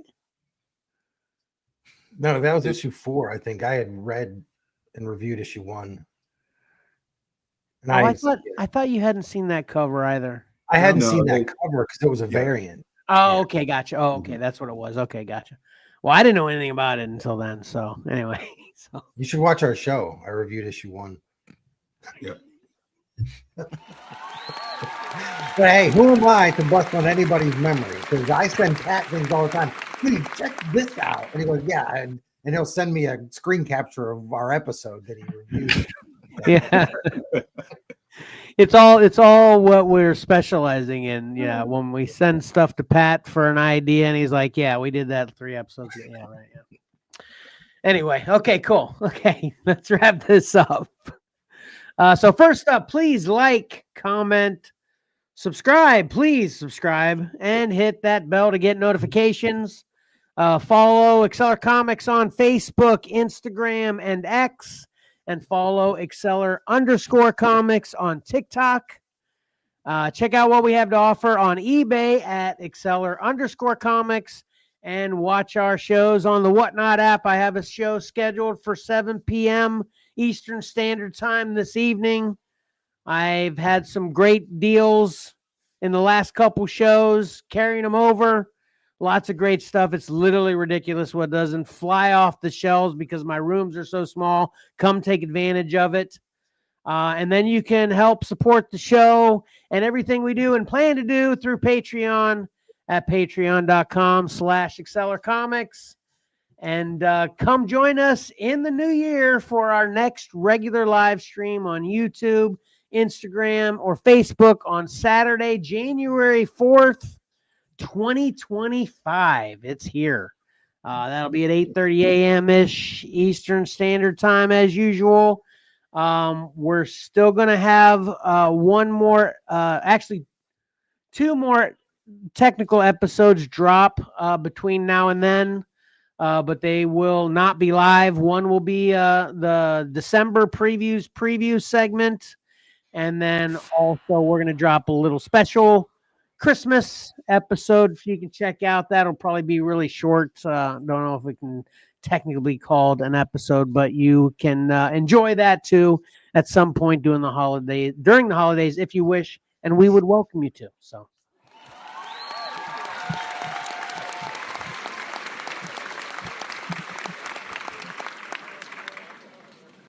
I think that will do it. Pat, anything else?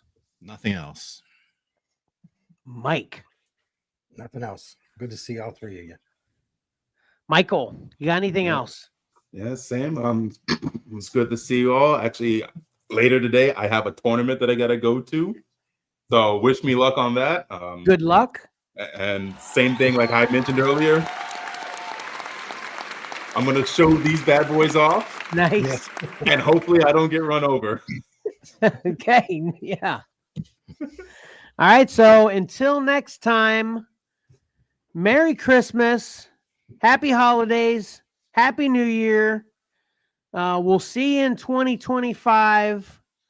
And until then, don't forget, appreciating great art is awesome. And reading a great story is a lot of fun. So why not pick up a comic book and do both? Xcellar out.